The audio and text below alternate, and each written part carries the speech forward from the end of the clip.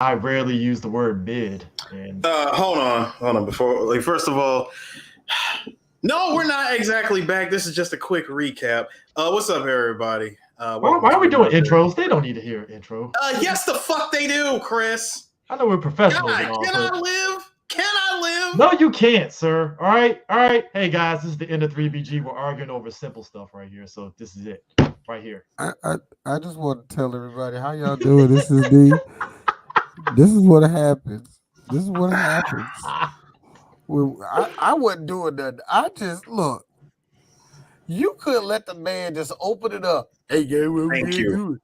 I just wanted his anger about AwesomeCon, so I have to like. You will antagonize get that, him. Chris. CJ, you will get that. It's a little thing called patience. I'm like Robert Downey in Avengers when he poked Bruce Banner and looked at him like, damn, he didn't change. Fuck. I'm like, stop. What is poking me gonna do? It's like, zzz.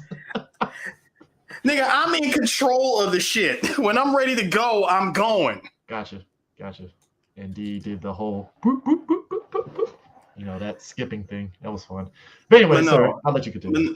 But no, in all seriousness, like Fuck everybody, you right away because I saw that, Chris. You're nervous and you're trying to joan on people. Stop. You do that all the time when you get nervous when you know you fucked up. You start joning. Did I fuck for up? no reason. Did I fuck up? I Anyway, didn't fuck up. Anyway, go ahead. Eris, Go go ahead. ahead. Sorry. Appreciate it. welcome everybody to a 3BG special.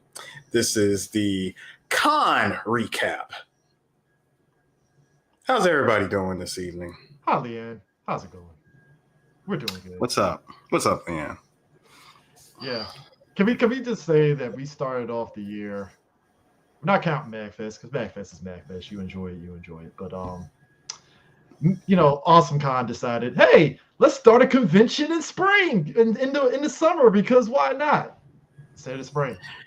I never understood that because weren't they in the spring when I first came back? Uh-huh. They were like, didn't they literally start in May? They start. They started in late March. Late March. It was late March. Yep. One year they did do like in the middle of July.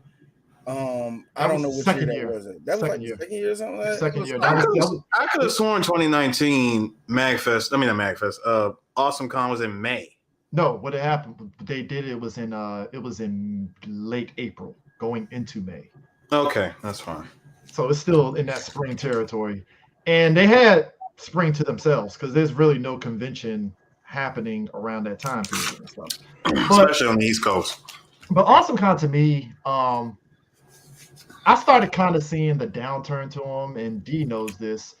It was right after that year of just black shit and NegroCon and all that shit happening. It was right after that AwesomeCon started kind of changing up because it was hard for folks to get panels after that. Mm-hmm. Because the following year they tried to do that whole nerd dating thing that took up like 4-hour fucking blocks over the course of the weekend for no goddamn reason. Let's put it this way: AwesomeCon was trying to do a lot of gimmicky things to really get a lot of people in the DC area to be a part of it. And, you can't.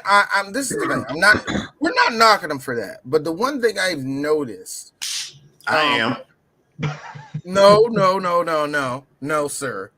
You weren't there when that one girl fell in love with that other girl. Which, by the way, that shit didn't exactly go. It didn't off. help. No, it didn't go off well at all. Eris, let me tell you something. It was terrible. It was terrible, sir. Yeah, I mean, it was definitely No, Chris. Hold on.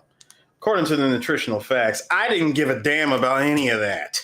You took a long time to get to that. Not really. Hold on. Actually, no, that's a good segue. It took a long time to get to that. Just like AwesomeCon took a long time to recognize that we were worth a fucking damn for them to give us press passes. Like you said, Chris, every single year it feels like it was like a steady. It wasn't. Now here's the one thing. Dissing us, I don't care, because I say that because we're a smaller press. I get it. You don't really need to cater us to certain things, but this was like a flat out fuck you to every local press outlet that lifted it up over the last like 5 or 6 years.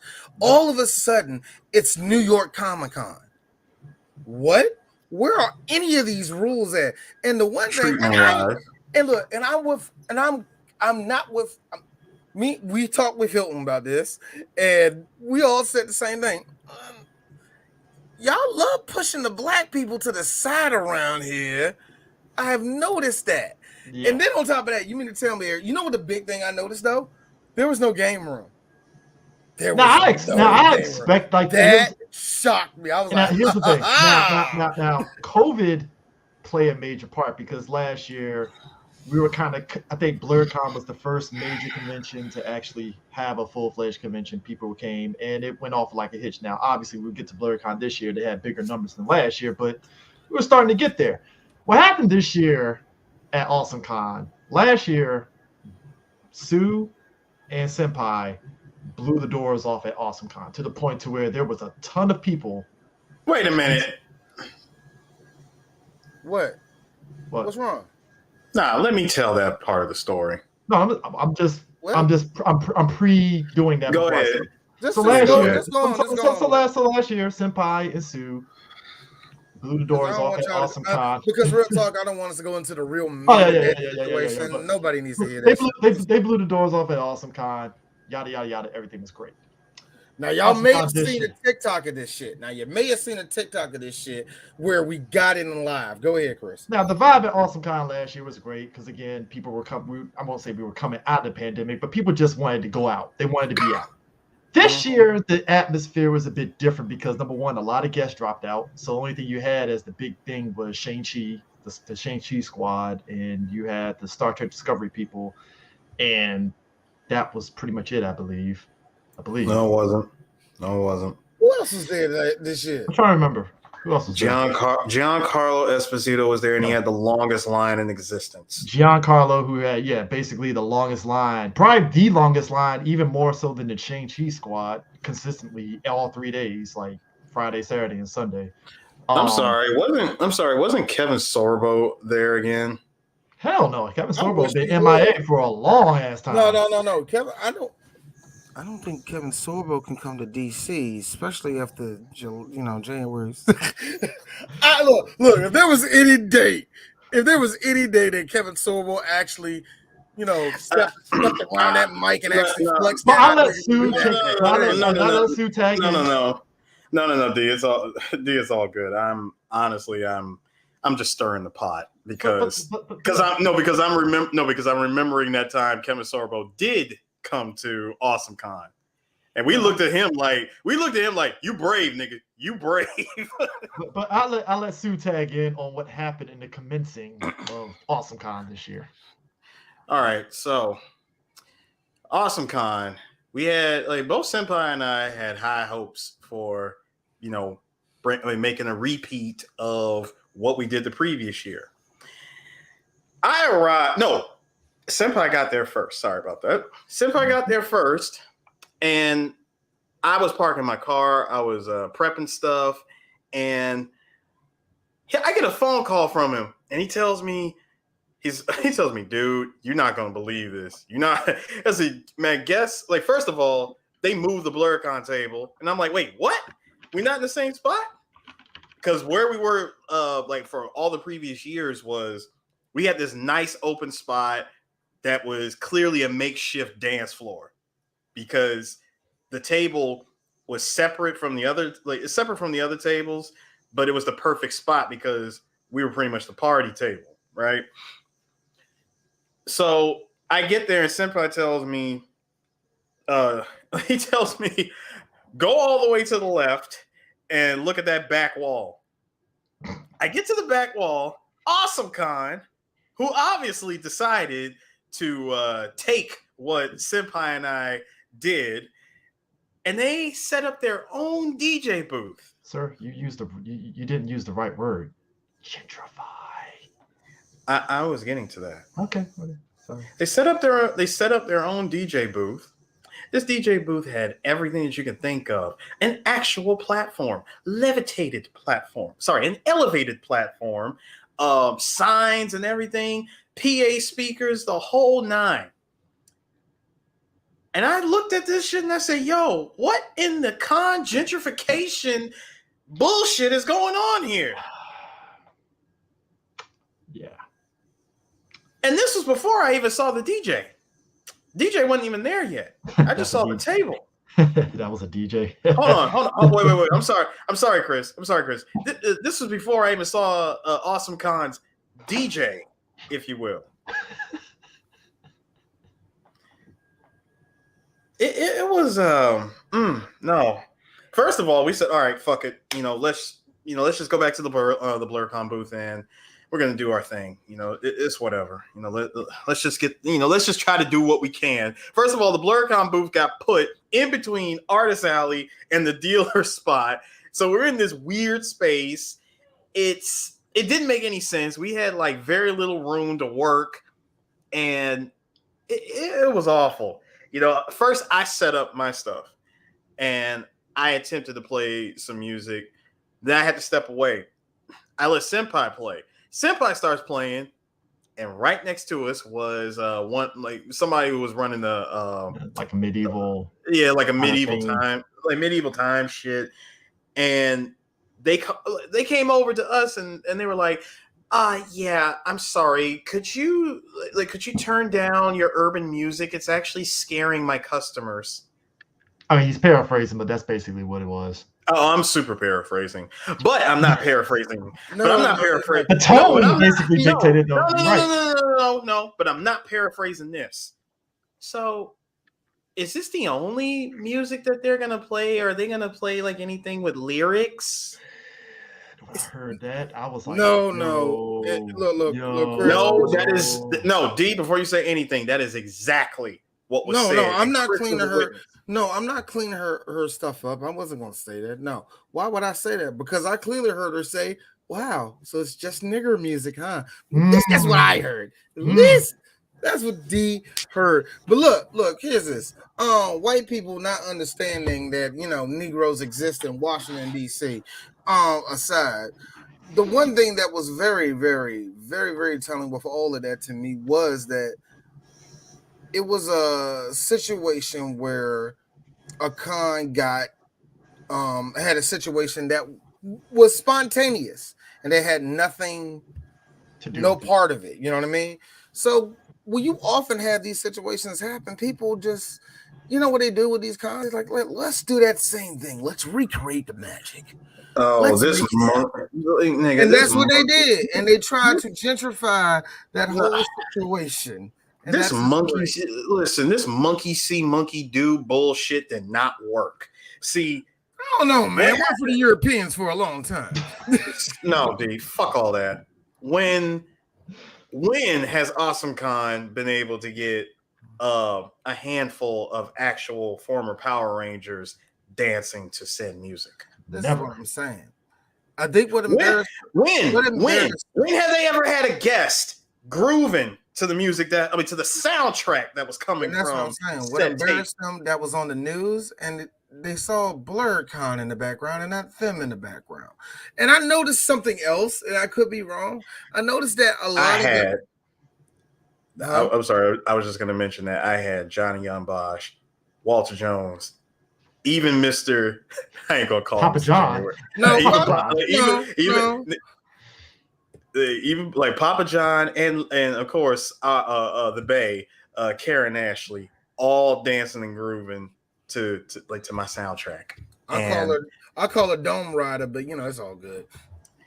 God damn it, D. What? It's too easy. She's a beautiful. Anyway, I had that happening, and when we had like this whole, how you doing, Chris? When we had this whole standoff going between me and like a Channel 7 looking at me, I'm looking back at them, and I'm going, all right, here's the funny part. I'll just slide the fader down ever so slightly. They're like, "Thank you. We didn't want to say anything, but they were nice about it. But at least they were nice. Nice. They were very nice, and they were like, "No, this is part of the atmosphere, music. As long as it's not interfering with that, cool, right?" You know what? It's really odd, Eris, that you did something that is a microcosm of what is happening in Washington, D.C. What happened to you and Senpai was what has been happening in D.C. No, we're going to stuff you into the little corner of Southeast where you fucking belong. And you can play your music in there, but you're going to have some really, really nuanced white neighbors right there for no fucking reason telling you to turn down the music that makes your culture you. D, hold on, D. Hold on, It's see. a microcosm of what is happening D, in DC. No, D, you're about 90% right. See, when you say we're gonna put you in this corner of Southeast where you belong, yeah, where you belong for the time being. Because trust me, that part's gonna get gentrified too. Because here's the thing, like, That's wild, man. and it wasn't It's just wild, it just wasn't with BlurCon. I just felt the energy of AwesomeCon this year was just off. It felt. It wasn't. It wasn't so much off. It was more on fuck you energy. Like fuck everybody. That's not like basically if you don't work for News Corp, fuck you. No, but that's what I'm saying. Even be outside of us, the energy outside of us, it felt off. Like it was like the convention was fine, but it didn't have that like that oomph to it, like compared to BlurCon, even San Diego, and even fucking Otakon we just came by. Like the energy of those three was way different than AwesomeCon. You can tell that's the one thing that I mean there, Chris. You and I have become into this con since its infancy. What is the one thing that this con hasn't done, period? I can tell you, grow its own culture. It has yet to do that. Mm-hmm. Every time they have a bit of it, no, that's too anime. Every time they're going to have it, well, you know what? There weren't enough guests there and we didn't make enough money, so we're not going to push that, but we're going to push the hell out of this. Then it was like, oh, that's what they did in New York. That's what they did in Philly. Fuck. We got to do this. And they're trying to keep up with something that they haven't established no time. Anime USA has a culture. MagFest has a culture. Katsucon has a culture. Katsucon has probably the weirdest, tightest culture in all of the cons in DC, because that's a con that should have got shot in the face a decade ago and it's still running. So you want to know? Nothing tells you, but it's just like there's nothing there that can make people. What's the thing that makes you want to go AwesomeCon? What? To stay in that long ass line to see somebody to give me a picture where they're not touching me, going, Is that what you want? Like, you want to know what? You guys want to know what AwesomeCon is? AwesomeCon is get with attitude shrouded in neon colors. Yeah. Yes, it is. Yes, it is. And again, I understand cons have to keep up. They have to keep bringing guests in there. We got to cover costs because, that's a fucking convention center that you're in. I understand that there's things you have to cover, but it feels like AwesomeCon just has nothing established that is theirs. It's like even if they world without the pizzazz. You know what, Chris? I got a question.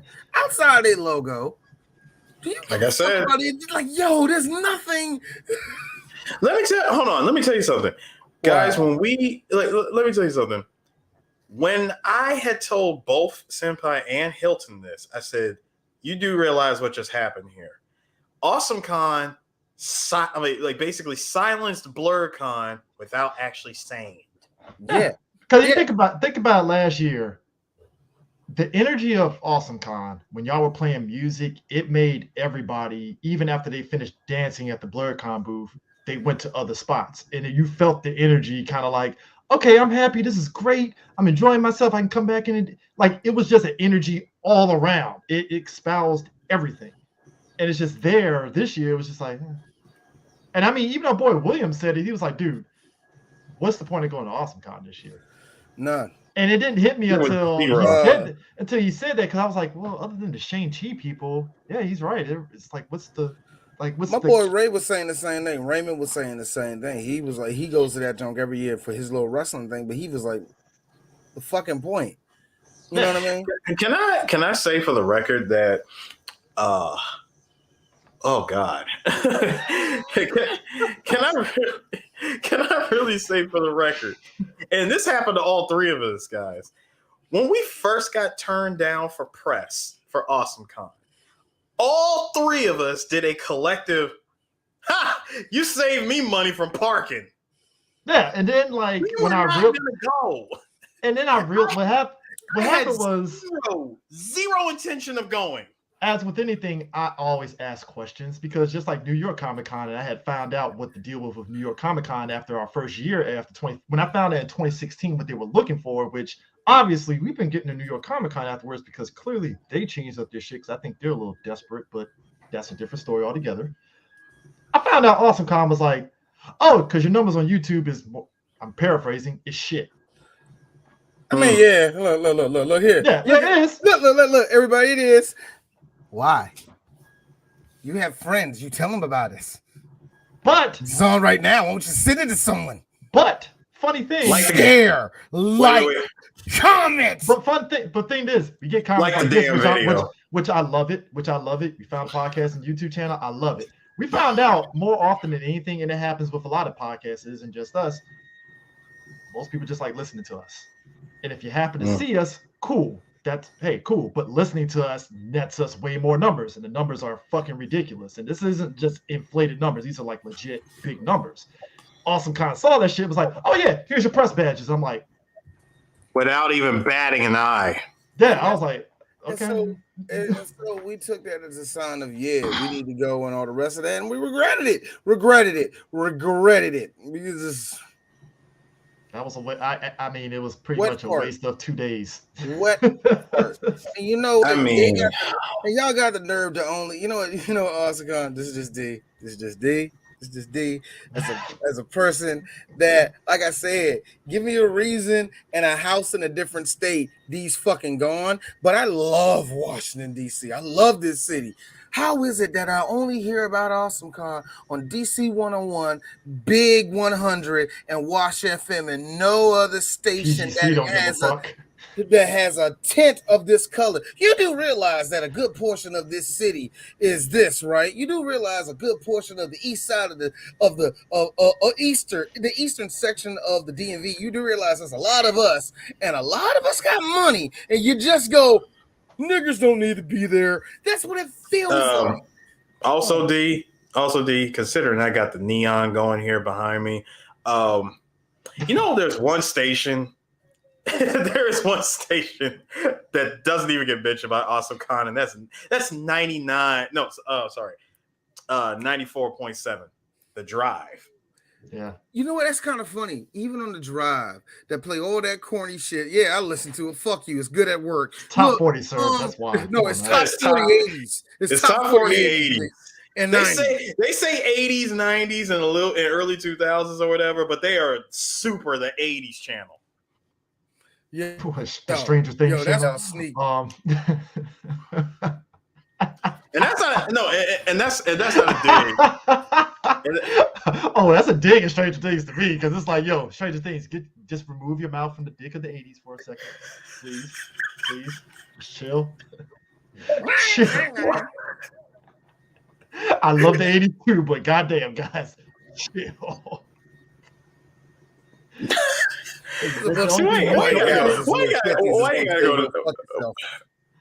Why you gotta go on 94.7, Chris? Why? No. I said I'm going on Stranger Things, not 94.7. This okay. No, I'm going Eris. Real quick, I go on to it, like I said, because I love The Drive. 94.7, The Drive. No. No, but here's the thing, though. No. Actually, I'm sorry, Chris. You say 94.7 The Drive. You say no niggers. It's more like 94.7 The Drive. We love Eddie Murphy. All right. G-Fest, though, that's something that we got to look into, because I forgot there is a Godzilla Fest. I don't know if is that Japan, or is that like actually something in the U.S. they have? We have technology. Give me a second.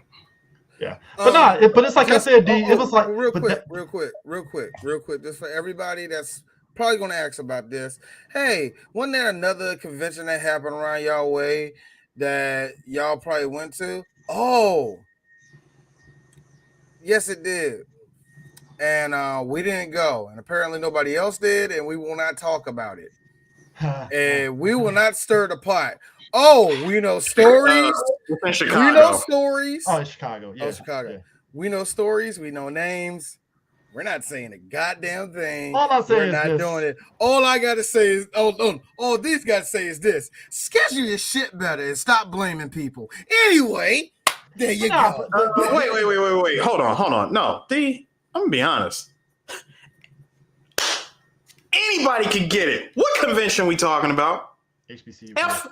Which one? HBCU UConn. We weren't there, so we're not. Look. I just want to put it out there. Not doing that. D said what he said. That's all I'm saying. I want to put this out there. First and foremost, love you, Chana. Love you. From all intents and purposes, there are people that loved your convention. Cool. Outside looking in, bless up. I hope next time around it goes good. I just know. He said what he said. No, but hold on. I speak for myself. I ain't putting you in it. No. No. She can come at me with her little fire. I respect it for myself though. It's like I saw both ends, and I'm like, yeah, you're gonna have to clean this shit up next year. Look. I say this wholeheartedly. We went in on BlurCon last year. Hey, look, no convention is perfect. It's you done goofed. How many fumbles? Hold on. How many fumbles in the first quarter, guys? I'm just saying. Listen, hold on. Shout out to Working Title Sports Show. I don't really watch sports like that, but god damn it, I know a couple of things. How people flag surfing is like fucking 8 flags already. If we're gonna be real about this, you know what, Eris? Let's keep it a buck. If we're going to do it, let's keep it a sports analogies. Chris. So I got a question. If the coach ain't there, if the team ain't there, how the hell you gonna have a game? Big guys. Skip. Look, I know there's good people, but we gotta be honest. 5 people swag surfing is 6 flags thrown on the field immediately. I would literally took a flag out of my pocket and like flag on the plate. Like flag on the plate. What is this? Oh, you know what? Look, after we're in this, and D's gonna say it, my biggest problem with all of that situation was there was no response. There was silence on your end.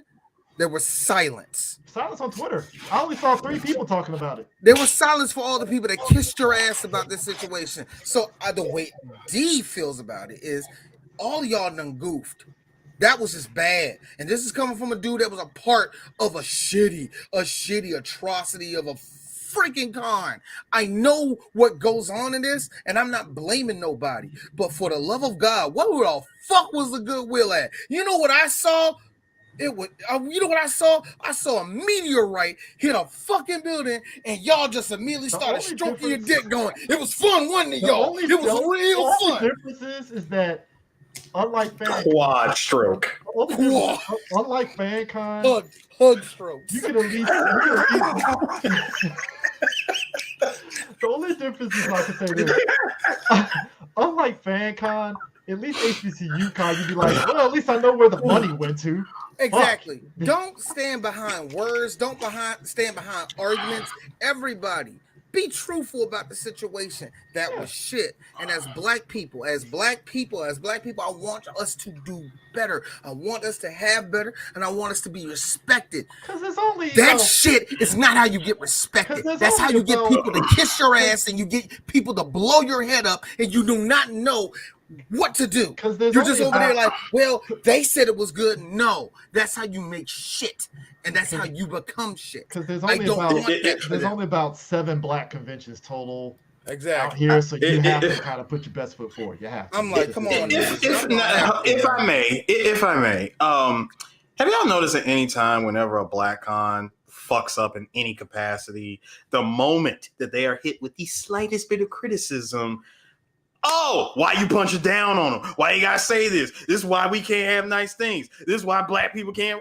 rise and overcome. Nigga, it is criticism. I want you to do better. Do you know what I enjoy about Hilton for the last 4 years? You know what we have done for him? Thank you.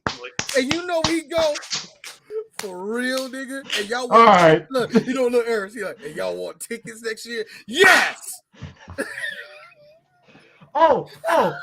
Fuck this shit. I'm gonna let the chopper loose on this one. Fuck this. All right. I love Hilton. Okay. And like I said, thank God. You know what he says? Thank you. Because I'm gonna change that. We see him giving a fuck.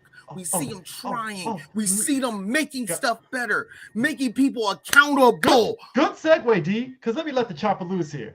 Hey, so all you folks that got pissy online last year about the cosplay convention for like 6 months for no fucking reason and stuff, right? And you claimed I'm not supporting BlurCon because this guy Hilton does not like black women and he says white people can be black people and yada yada yada. Put the Still chopper bought down tickets here. to Wait, what? still D? bought tickets Put to the BlurCon. chopper down. Hey, Put the hammer down, B. Hey, Hey, yo, guess, man, chill, my nigga. hey, guess what, guys? How many people? There was a shit ton of people at BlurCon this year, wasn't it? Boy. No. Hey, Chris, you forgot. Wait, Chris, you forgot. You forgot my my favorite line from all that unbridled Negro outrage of the cosplay contest. Man, this is no longer a safe space. I want people to understand something. There was less white people this can year never than the take 10 that white word people that came. seriously. There was 10 white folks that showed up last year. Count this year, 5. Not even 5. I'm gonna be real with y'all. D, Now, wait, Chris, no. Chris, see, Chris, we told hold on, look, Chris. me and Wait, Chris told this to Hilton. D, hold on, Chris. First of all, Chris, you said 5. Nigga, you know damn well that 4 of them were Puerto Rican. No. Bruh, Four of them were running the MagFest table, so that equals 1 white person that You ain't showed shit. up. Technically, Now, that you don't even need to count. stop. That Now, don't even you count. need to stop. Now, here's the funny thing. Best thing, we keep it real. Like I said, I'm not gonna.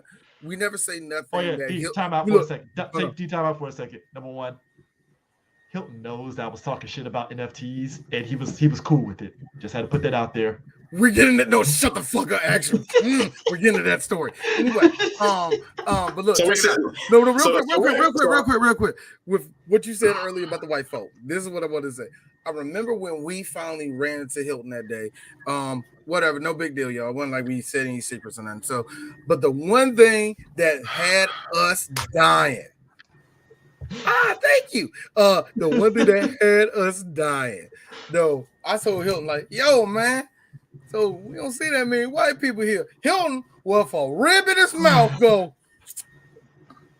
yeah, I know, man. That's fucked up.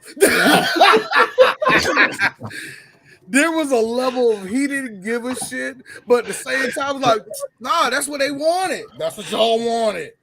Y'all didn't want the because I'm pretty sure. Okay, Because I'm cool. pretty sure there was some white significant others of Congoers that chilled at home. Now here's the funny thing. Y'all know me. I get outspoken with that dumb shit, and but at the end of the day, I really mean it, man. That's your husband. That's your husband. That's your wife. Who cares about what we got to say? That's your girlfriend. That's your boyfriend. Who gives a fuck what we got to say about it? It's you. That felt like a space that white people are like, yeah, I'm really not invited. And that's something, just real talk. Black people, as much as we like it, it's fucked up. Yeah, we know it's fucked up. That's just a little bit fucked up. That's all. That is all. Just a tiny bit fucked up with some of y'all. Hey, D, first, I'm sorry, Chris, when you had said that the only white people were, I only seen. when you said, I've seen two. like Chris, I'm sorry, Chris, when you said that the only white people were the ones that was holding the MagFest table, I got to keep it real with you. They weren't first of all, they weren't white. They were part-time weekender light skins. Okay, that's what we call them. I call them. They were part-time. They were black alabaster. They were voluntarily light-skinned. Okay, Man, you know how my vitiligo mess up in the summertime. But here's the kicker, though. Despite all that, the funniest shit ever. So we had all 3 of us had separate. I think Eris and D, they had went off and they were taking pictures, and I was decided, let me poke my head inside this cosplay contest. Folks, let me tell you something. I have never seen. No, I think you came in afterwards. But No, anyway, it doesn't matter. Fuck it. But either way, we were in there. But when I walked in there, it was packed. Way more packed than last year. I could tell it was nothing but folks waiting to see how this contest was going to go. Bear in mind, there were a couple of white folks that entered, but categories. In a category, but I think but the 2 white people that weren't, I think they got runner-up, but they didn't win those respective categories. Oh, they better not. So they were close enough. Close enough to where people were like, You know, so I'm so sick of y'all niggas. so all of a sudden the girl Step your game up. That's all you need the to girl do. the girl who I said won. that shit last year. God, look, Eric, look, Chris, I'm sorry. I'm sorry to stop you. Look, Luka is a badass ball player. When he crosses up LeBron, you know what he says? He doesn't say, damn that white person for beating me. You know what he say? Shit, I got you. I got you. Respond. Hey, D. Look, Eris, look. These are the white people that are not calling us nigger. I understand. D. Now, Understand. hey, D. Meanwhile, in the locker room, JR is looking at LeBron like, hey, don't get mad because you can't capitalize. I'm just saying, man, what you need to do is let that white boy. That's also that. I learned that basketball. You just gonna let that white boy do that to you? Yeah, get up and respond. Now I forgot the cosplayer. It was the cosplayer that I think she was runner up. She was the black chick that dressed up as the band chick from Kill la Kill. Mm-hmm. D knows who she is. No, the character. the girl. The character. But the girl that won, she did a Stone Ocean kind of like a JoJo Splice. Jolene, she did. Yeah, Jolene. It was dope as shit. Dope fucking cosplay. She won it. It was great. But it was after she's won. But after everybody, that's the person who won. But she won, and everybody was like, merit. It was literally like if she won, everybody was like, all right, BlurCon, you won this round. We'll find something else. And I was like, wow. So y'all sat there and just waited till y'all never really cared. Y'all weren't really invested for okay. All right, cool. That's what it was really funny to hear Hilton when I told him that shit. He gave me the J off of Jay and Silent Bob. You saw all those people inside that damn cosplay contest? He responds, quote, end quote, ain't that about a bitch? Hilton knew. He knew that this was going to happen. So yeah, but the controversy that spawned out of BlurCon because there was a controversy in this one. So what happened? Oh yeah. What happened was it was the closing ceremonies, and something new. Obviously, Hilton was addressing a lot of the things that happened this year at BlurCon. Like, hey, we had success with the NFTs and things, which we'll get into the NFT thing in a minute. Which they did. And, we got a lot of people that came here. Food trucks were success, which, by the way, the food trucks were fucking bumping. Like, I had they were good this year. Like, I had like crab French fries and chicken. It was great. The crab covered fries is worth the $25. I don't care. It was great. It was delicious. I don't care. But he addressed all this. So all of a sudden he puts a video out, and the video is like, all right, what is this? I see some Full Metal Alchemist shit going on. What's this video? All of a sudden, boom, fade in black. It's Black Fairies here. And I was Black Fade. Yeah, Black Fade. Well, Black Fade theme kind of thing. Yeah, right? Yeah. And the first thing in my head was, oh, that's going to be interesting. I'm not participating in that shit, but all right, cool. Hey, that's going to be, hey, Hilton, here's me. That's gay as fuck, and D's not taking part of it, but you know what? It's going to be a pretty ass day. It's going to be a great day. Great day all around. Great day all around. It's going to be a great day. Imagine black people dressing up as steampunk, and we're like, oh, we're Negroes in the fall. It's going to be like that. One day I might do a steampunk. I'm not big on it, but one day I'm waiting for nigga steampunk day. That is gonna be insane. There's gonna be a whole lot of black people and damn matrix shit. Time out, D. Need to trademark nigga steampunk so we can nigga get that going. Nigga punk. Trademark that shit, sir. Nigga punk. Why is hold on, stop. Why is there a trademark in Three Black Geeks? And this is why Eris is just shaking his head. Dude, why do you just put the word nigga in front of stuff and thinking that's just a new thing that you No. Because like, first of all, I ain't shit. I'm the one that started nigga coin. Exactly. Nigga coin. Hey, you know what, Eris, you're right. I need to trademark that shit because that's going to end up being an NFT at some point, and we can be like, hey, money, motherfucker. Hey, the whole the entire coin is on this side. No, on this side of the coin, you laughing your ass off with the best shit-eating grin ever, and on this side, Casper Van Dien looking smilingly confused. So, but the thing of it is, what happened was, in my head, because I knew about it, it was Black Fade, which was created by, I forgot the girl's name, but she created Black Fade. Apparently, it's trademarked. She trademarked the name, but not, whatever. So what happened was, right after the convention, she heard from other people about it. And as with anything, when you have a fandom that loves what you do, they're going to kind of go way over the top in defending you. And it's like, okay, that's cool, guys, but let me handle this. And much like adults, her and Hilton handled it like adults. Hilton apologized and said, hey, you know what? I probably should have kept you in the loop on this, yada, yada, yada. And she was like, yeah, I threw an offer out to Hilton of how he can include me in this. We're taking care of this. It's cool. And it was like, all right, both adults knocked that shit out within a week and they cleared the air. It was great. We the fans have not said there were people in her corner that were pissed that she handled like an adult. And I'm like, isn't this what, like, huh? Oh my God. So you sat and spoke with a man? Like, wait, Thank you. Thank you. And I'm like, you were seeing some of the weirdest black feminist bullshit that had nothing to do with the situation. My wife, who is, it's funny how close my wife is to this situation, but how far she really, really is to it. Her friend, Tiffany is close to it, probably more so than anything. That's her friend. That's the funny thing about it, because he even got to her and all the rest of the, because it's all over the cosplay community. Somehow my wife got a part of it, and my wife sat in her little group and like, okay, all of y'all bitches is crazy. It ain't that big of a deal.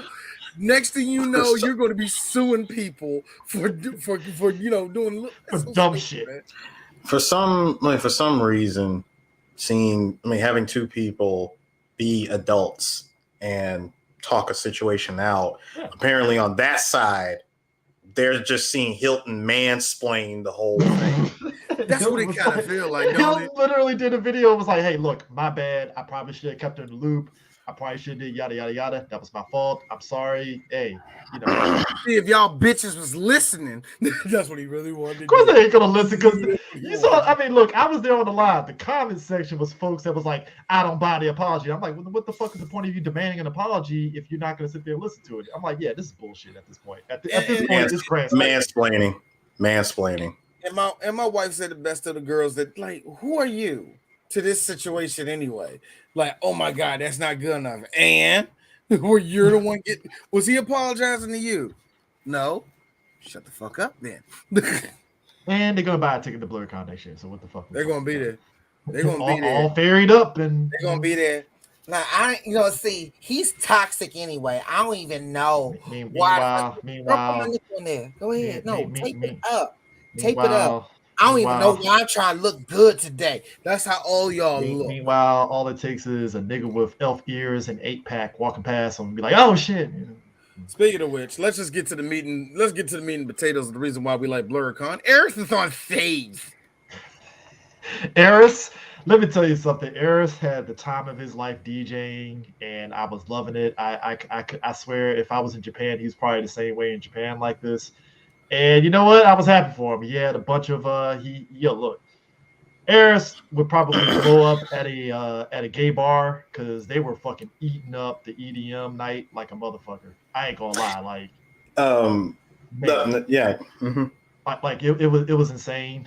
It was definitely insane. DD was right there getting video in front. I had to move away from the front because there was so many people that went from a couple of feet away from me to like, oh shit, like fuck around this. I know he's not watching. Go ahead. No, I meant to tell y'all, like, y'all do know that y'all could have came on stage at any point in time. Hey, we were trying to I was trying to give you space, No, I'm just saying because y'all with me. Yeah, I know, but had to like give you space with the two women up front dancing. They were doing their thing, which I'm, I'm gonna have to say, I forgot the girls' names, but I'm pretty sure they were happy to be up there and not crowded on the Saturday night, which we'll get to in a minute. Yeah, we'll get to that part later. But Sue and Awesomeness Prime, they knocked it out the park. Who's the third DJ that was up there? The third DJ. This was like hella impromptu. At the last minute, we brought on our boy from Ohio, Obi-Wan Shinobi. Oh yeah, that was his name. Yeah. Yeah. Hey, y'all had a good mix going on, and it was fun. We did a full back-to-back, a triple back-to-back. And I think what made it great was Eris's boy. He did a panel earlier with him regarding Michael Jackson and Sonic. He got him on to do. Oh, go ahead. That's a shout out to my boy Adam. Adam came in there and ended off the set. Honestly, in a great way. There was like 20 people in there with an R&B song, and everybody was like, "Yo, this is actually pretty good." I'm mad because everybody was drunk and exhausted, they had this weird little cheer to it, so it was great. You know what I mean? That means everybody was attentive. So it's that weird day where everybody's dead tired, but you're like, "Go ahead, my nigga." Yes. No, D, but you gotta understand. Like at that point, it was pretty much the guys and the girls that stayed with them the whole night. So like, yeah, this, we're gonna close out this last bit, and once the song was over, I'm like, all right, y'all can go ahead and go to your hotel room and get your listen. I know, right? Like that was some like, yo, somebody getting fucked after the song. I don't know who. Somebody is. And shout out to our boy who's always there, our boy Glitch. He was there. I do not have a photo, but I will. No, I do. I just didn't sit down and go through the video of it. This nigga dead in front of shirtless draws. You know what, Glitch? I have seen more of the imprint of your penis than I need to have seen in my life already. But you were there, bouncing up and down to my boy's set. I love you for life, nigga. He's one of my best friends. He's one of my best friends. I love the fact that he was.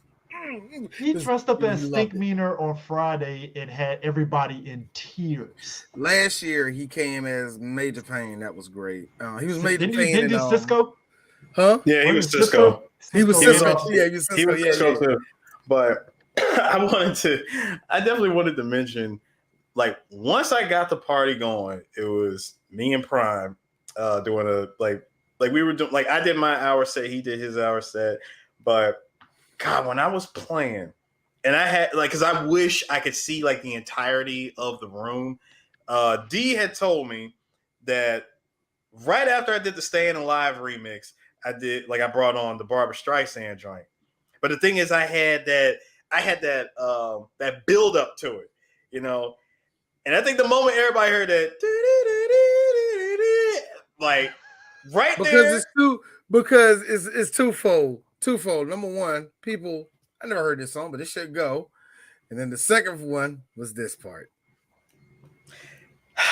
D tells me that the moment they heard Barbra Streisand, you just saw pretty much anybody from the alphabet people was all like, yes, bitch. I'm sorry. No.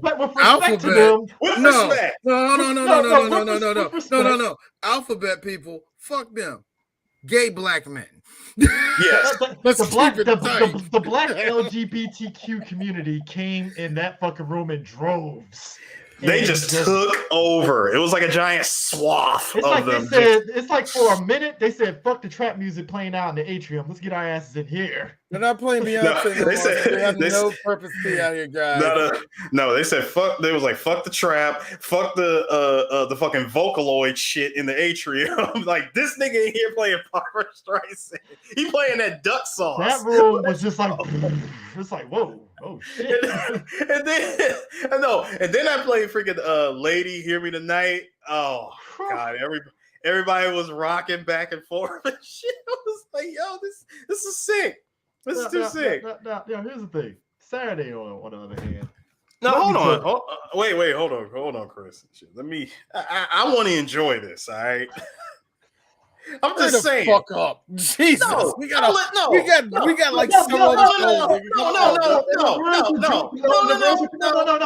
the Chris Jericho? Let Eris drink it in. No, all right? No, Chris. Respectfully, fuck you, D. This was my night. All right. This is true. No, seriously. Hold on. Let me tell you how nervous McNervous was acting the whole day. Don't fuck me, nigga. I was the main one that was trying to fuck you. Shut up. Go ahead and tell your story. And that's it. Sorry. No, seriously. Anyway, thank you for that, Chris. You straightened us. It wasn't even me being nervous. It was the fact that I'm trying to handle 4 different situations. I had to make sure my man Adam was good because I didn't want him to get fucked over like he did last year. Yeah. So that was already fucking with me. So I wanted, and on top of that, we couldn't even do sound check. Yeah, initially Sue went downstairs and he, Sue does this. He has this walkabout on where he's walking with a purpose, right? So he's walking with the purpose in the back, right? And I was like, oh, Sue's in the back. I look out the corner of my eye. I see Sue walk out with that determined look on his face, like, the fuck happened? He's like, yeah, I can't do sound check. I'm like, fuck. And I was like, okay, damn. It pissed me off because I wanted to make sure our shit was good. And both me and Brian, we were all fucked up. We were like, yo, what the fuck is happening here? But shout outs to Wreck the System because they went on before us and I heard they killed it. I saw a little bit of their set, but no, when I played, when I played that MJ the MJ Dead Mouse mix mashup, that was probably my favorite. That was my favorite moment. Yeah, but Saturday. Look, I'm a man of I absorb different things. It throws a lot of people off when they meet me because they think, oh man, he's just into this, and then they're like, no, I know trap music and all that shit. I don't know what it is about me. Maybe it's my demeanor. I don't fucking know. It says a lot that Saturday, as Sue pointed out, it was like the D Block and Dipset shit on fucking verses. It was 100% that. First of all, like that was already a bullshit night to begin with because Senpai was supposed to go on. Everybody sees him in the atrium and they're like, when you going on? Like, what time are you supposed to be playing? And Senpai was like, I was supposed to be playing like 30 minutes ago. Yeah. Afro Cocoa Puffs went on longer than she was supposed to, which, by the way, shout out to her. I really hope she's feeling better. You're feeling better. Hope that recovery is strong. Also, just FYI, if you're going to drink, eat something.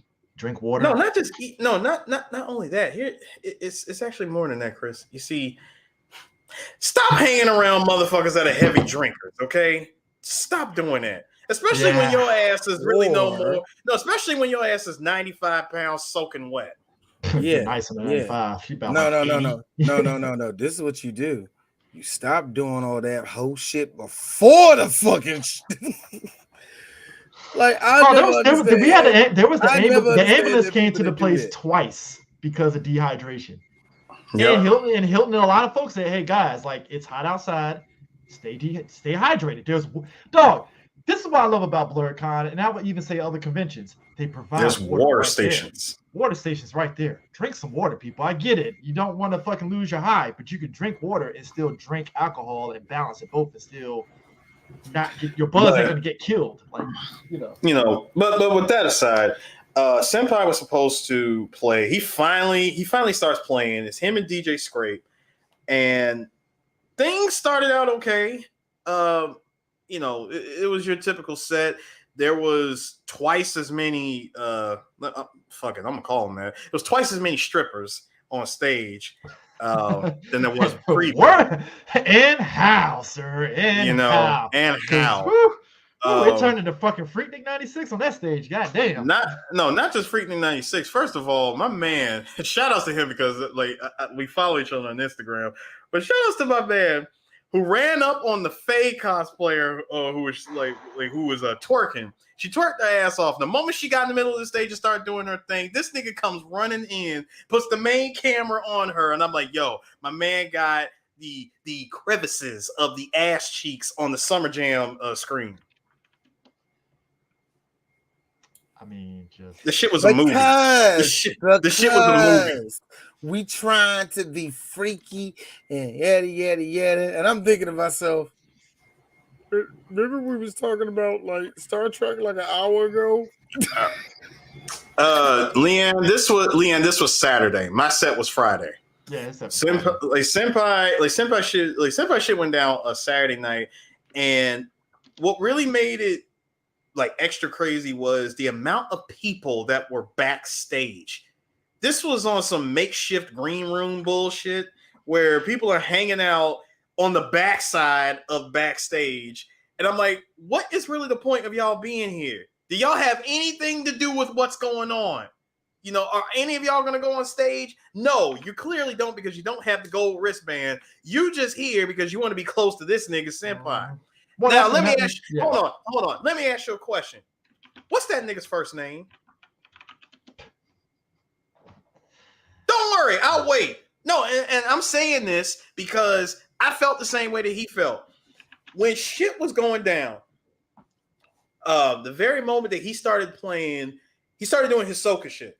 So, you know, the moment he does soca, you know, that's, I always say that's senpai in his happy place, because he gets the whole crowd participating and everybody loves that shit.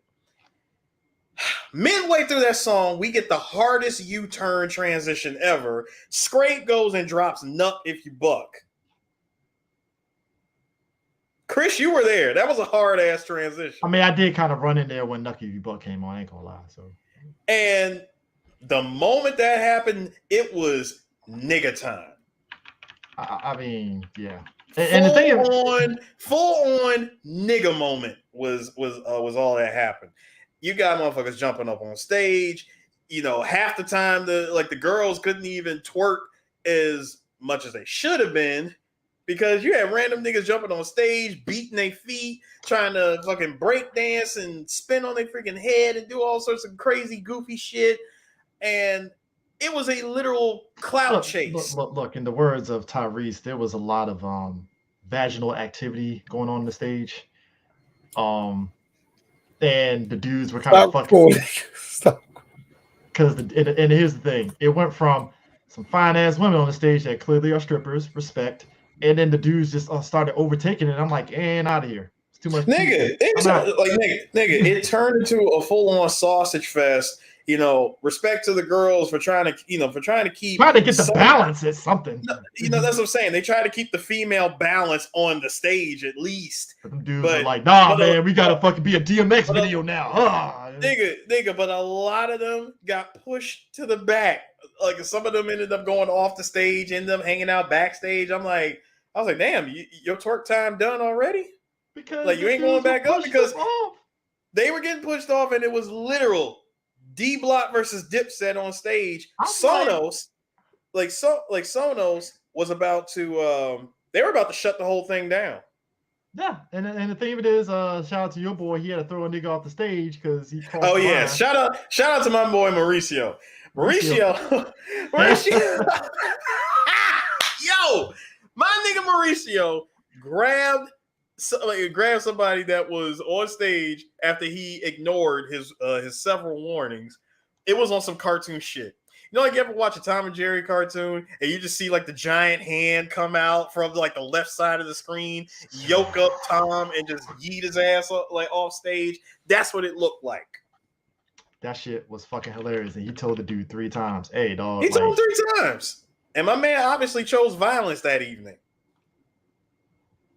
I mean, just so, but when, you know, but at the end of it, you know, it just went from, you know, it went from senpai trying to get his groove to just full on nigga mode that night. He was pissed because he wasn't able to get his set off late.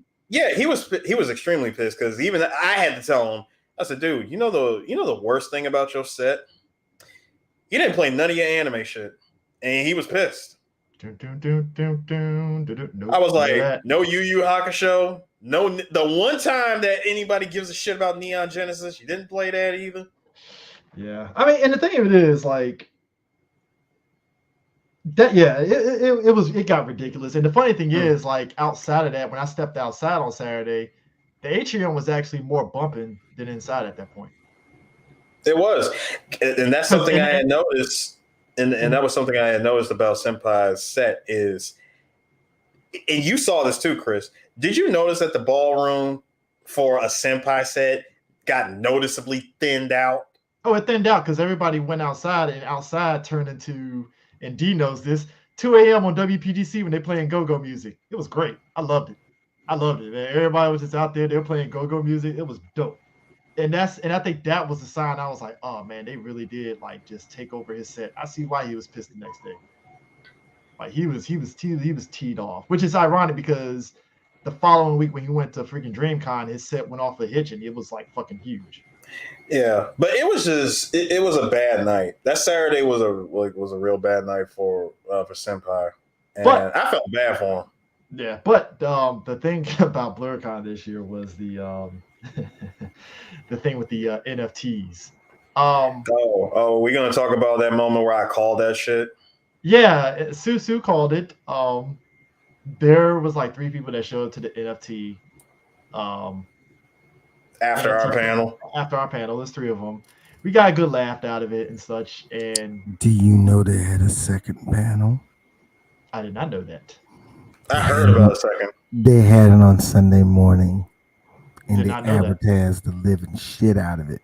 Now I don't know how many people was in there, but allegedly, they sold out.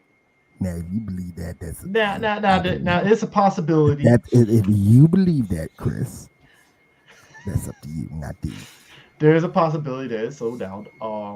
We had a talk with Hilton. Everything is possible through Christ.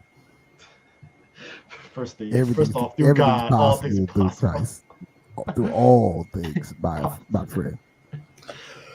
But God is an awesome God. We serve from heaven above. We had a chat with Hilton this past Friday about it. And he broke it down with what the aim is for, and I understand what he's going for. He's basically trying to keep it within the Black community kind of thing, to where if people outside end up buying into it, that means us as Black folks that bought into it, we get to cash out on it and stuff kind of thing. Which I'm like, all right, I get it.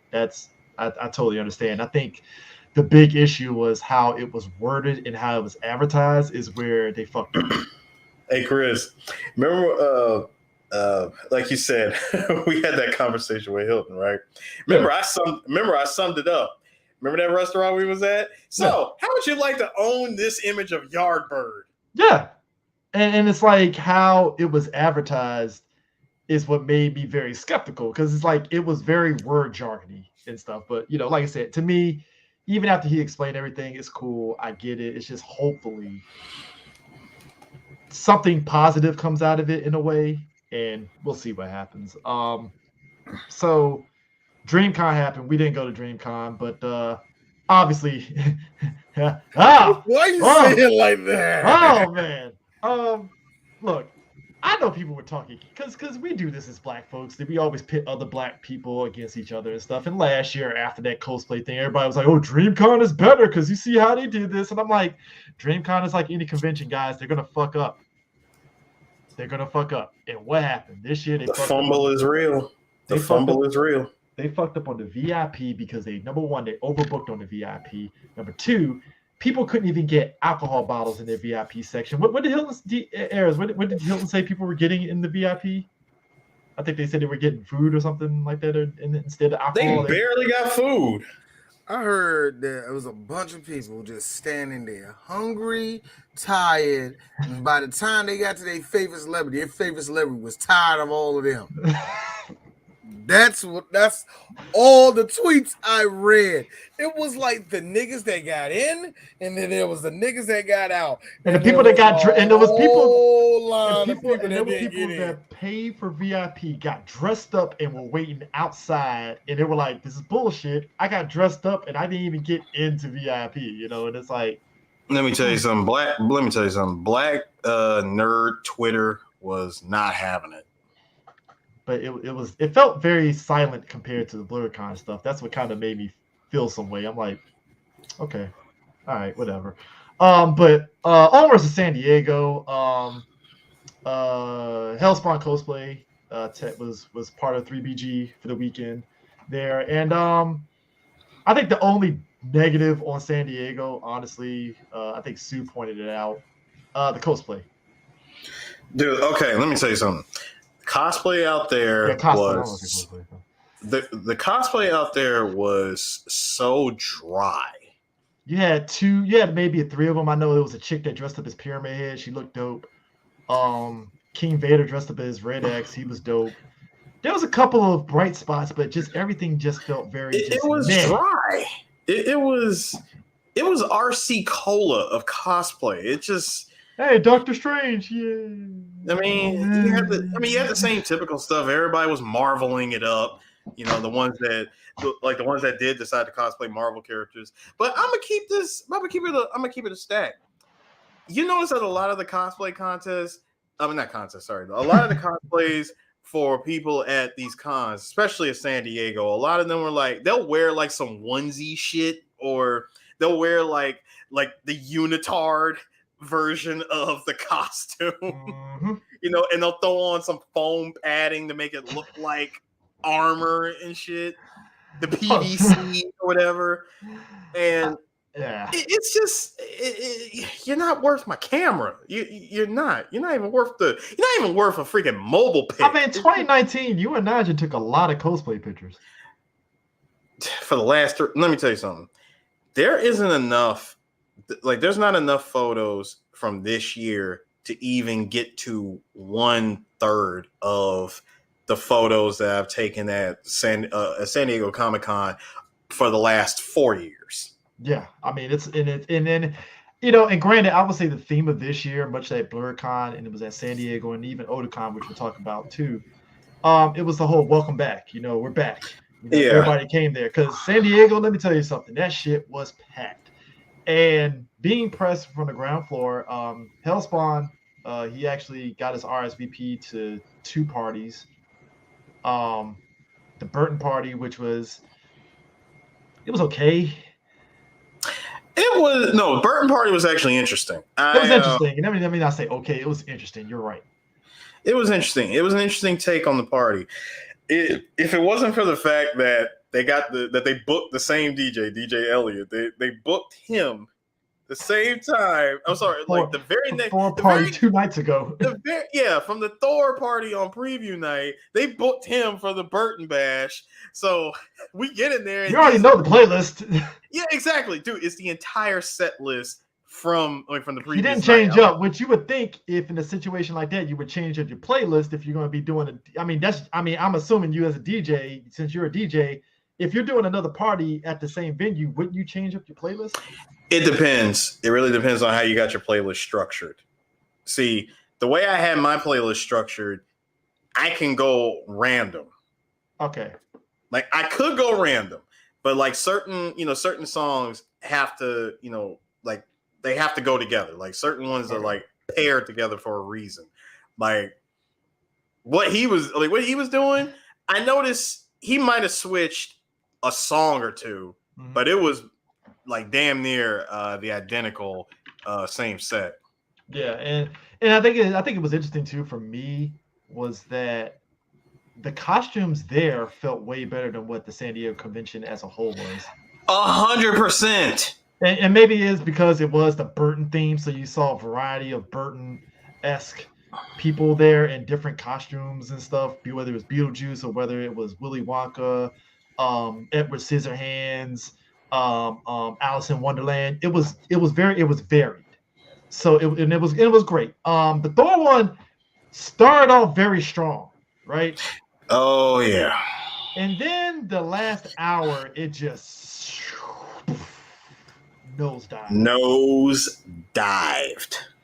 Yes, you played plush. You had me amped a little bit, and then you nosedive after even more. It's like, God damn it! Like when you decided to start off with a karaoke of Kate Bush's "Running Up That Hill," because thank you, Stranger Things. You start off strong, but then you had homeboy who decided to get in his bag and do his rendition of Ice Ice Baby and couldn't keep the damn beat. Couldn't even spit a hot 16 to the beat. Vanilla Ice, who everybody regards as a stain on the hip hop community, rapped. He's one of many. Rapped, his hot 16 on his own song better than this guy that's karaokeing the song. Like, what? The Paramount party was dope. I loved it. Paramount Party, hands down, best party that we've been to out of all DJ? 3. That was DJ Don Diablo. Don Diablo set was great. And I think real talk before we go back to the Paramount party, funniest shit ever. And I think we told D about this. So it's preview night. We just came from this collectors event right across the street, and we're like, all right, we need to go in for preview night. So this is around 5. Around 5. We're walking over towards the convention center. So we're walking over there, and initially they were going to let us in, and we tried to go in through the front to go to the room, and the lady's like, I know you're pressed, but we can't let you in there. So Demetrius, the adventure starts here. This is where it starts. Demetrius looked at us, and I was like, we gotta find another way. Now, I love us as black folks. The black lady here was like, you didn't hear it from me, but you can go down them stairs over the side, going through this. Let me tell you something, D. When I wanted to know for like the last several years that we've gone to San Diego, what the hell those damn stairs was for, I finally saw it. It's literally it's a garage. It's an underground parking garage that you start out from the front, like the front door side. You go down the steps, go across, just go from one end to the other end and go through the emergency exit door, and it takes you down this Resident Evil style corridor. It really is. Offices with a look. When I saw the fucking punch out clock, I was like, shit, we're in unknown territory, dog. Like I said, you go down the Resident Evil style corridor, get to the end of that shit, open the door, and we open the door, and it's 2 sets of stairs, 2 flights of stairs that we had to go. We see a chick behind a booth, and we told her, they told us to come through here, and she looked at us like, God damn it, you're like the 4th person. I was like, yeah, exactly. So, so we didn't even say nothing more. Just ran up those stairs. Went up the stairs, came out. We were inside, and went down. We went out there, and we were downstairs. We went downstairs. Apparently, we were like in the back part of going into there. Walked in there. They just saw a badge and was like, okay, I guess those guys are here. And walked in, and we were there inside the exhibit hall before it opened, just walking around. A whole hour and a half before damn near 2 hours before dealer's room was officially opened. Yeah, we was in there. Yeah, it was fun. That was a fun little adventure. The adventure was so real, and shout outs to Hellspawn, because damn it, that was awesome. That was fun because it was just like the unknown, like, all right, cool. Now, the funny thing is, too, we had another conundrum. They changed up the whole strategy for Hall H this year, because if you're press, apparently, if you got in, they had like actual rows of seats for specific press folks. And we were like, fuck. I don't know. So, Saturday morning, we had to go to the AEW panel. I'll never let Hellspawn get into this, so side tangent. I'm at the AEW panel. Hellspawn wanted to go see Jade. That's his boo. So we let him have it. Yeah, we let him have it. I'm not gonna give him shit, but just like, hey, I'm gonna put you out there. But I'm sitting at the table, and I'm waiting for Jade and CM Punk because they were in tandem at the table. They sit down, so we're waiting for them to start up. Here come Hellspawn coming through the door. Jade immediately like, boom, who's this big guy? She literally said this at the table, and everybody's laughing, right? And stuff. And all of a sudden, before we start, Hellspawn was like, hey, before, right when this ends, hey, can we take a picture? He's like, oh, yeah, sure, cool. Motherfucker was giddy as shit the whole goddamn time. He sits there and says, oh, I was playing it cool. Bullshit. Your ass was fucking giddy as shit the whole time. I don't blame him. I don't blame him. He was due. Listen, he was due for another one after Ming Na. Oh yeah, I mean he was due for one. I mean, look, Jade literally, pulled the cuffs up on his shirt, and he was like, "Oh shit!" Like, I was like, "All right, cool." But and to answer you, Leanne, is San Diego Comic-Con worth coming from the East Coast? I was going to answer that question, but go for it. Go. I will say this: if you can get tickets, if you're lucky enough to get tickets. If you're going there as somebody that's just an attendee, it's worth going at least one time just to experience it. Cool. Yes. However, there's a caveat to this. However, it is much better to go as a member of the press, whether you're like press member or professional, an exhibitor, something where you can bypass all lines. Yeah, because the thing of it is, like, as an attendee, if you're trying to get to Hall H, you got to stand in line just to get a wristband to say you're going to Hall H. That's a pain in the ass in and of itself.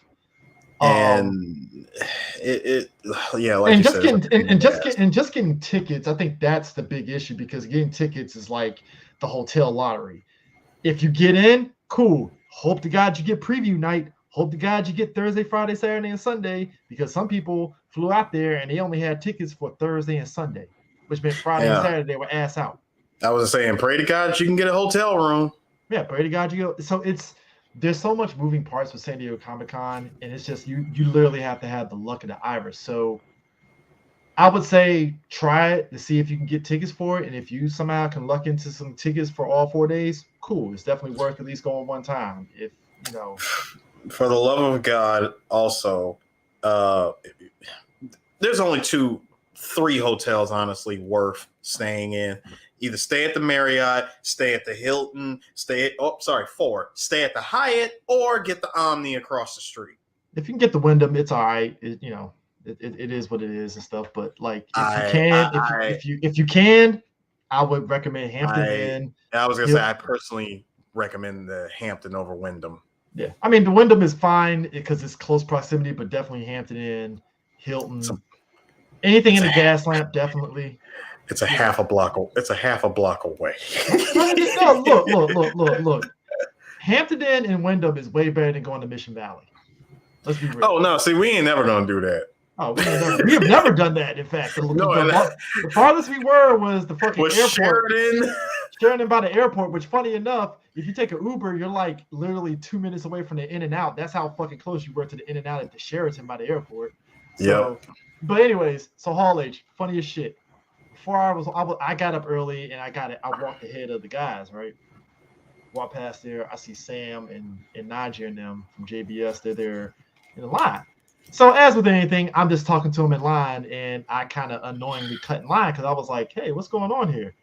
And they were like, "Oh yeah, we're just waiting to get in Hall H, about to go in." And I was like, "Are you serious?" He's like, "Yeah, like once they let the people that got the exclusive seats in, they're letting the rest of us in first, and then they're letting everybody else in." I was like, "Oh, word?" And it was like, "Yeah." So I was like, all right, let me see if I can save a seat. Because this was the plan all along. After we did AEW, we were going to be in Hall H, and Sue would have been able to like walk in and out of Hall H to get pictures and do certain things. So walked into Hall H, saved 3 seats, out. Mission accomplished. Off rip. Yeah. I mean, thankfully that was the only the AEW was like the only thing we had to do for like that whole day.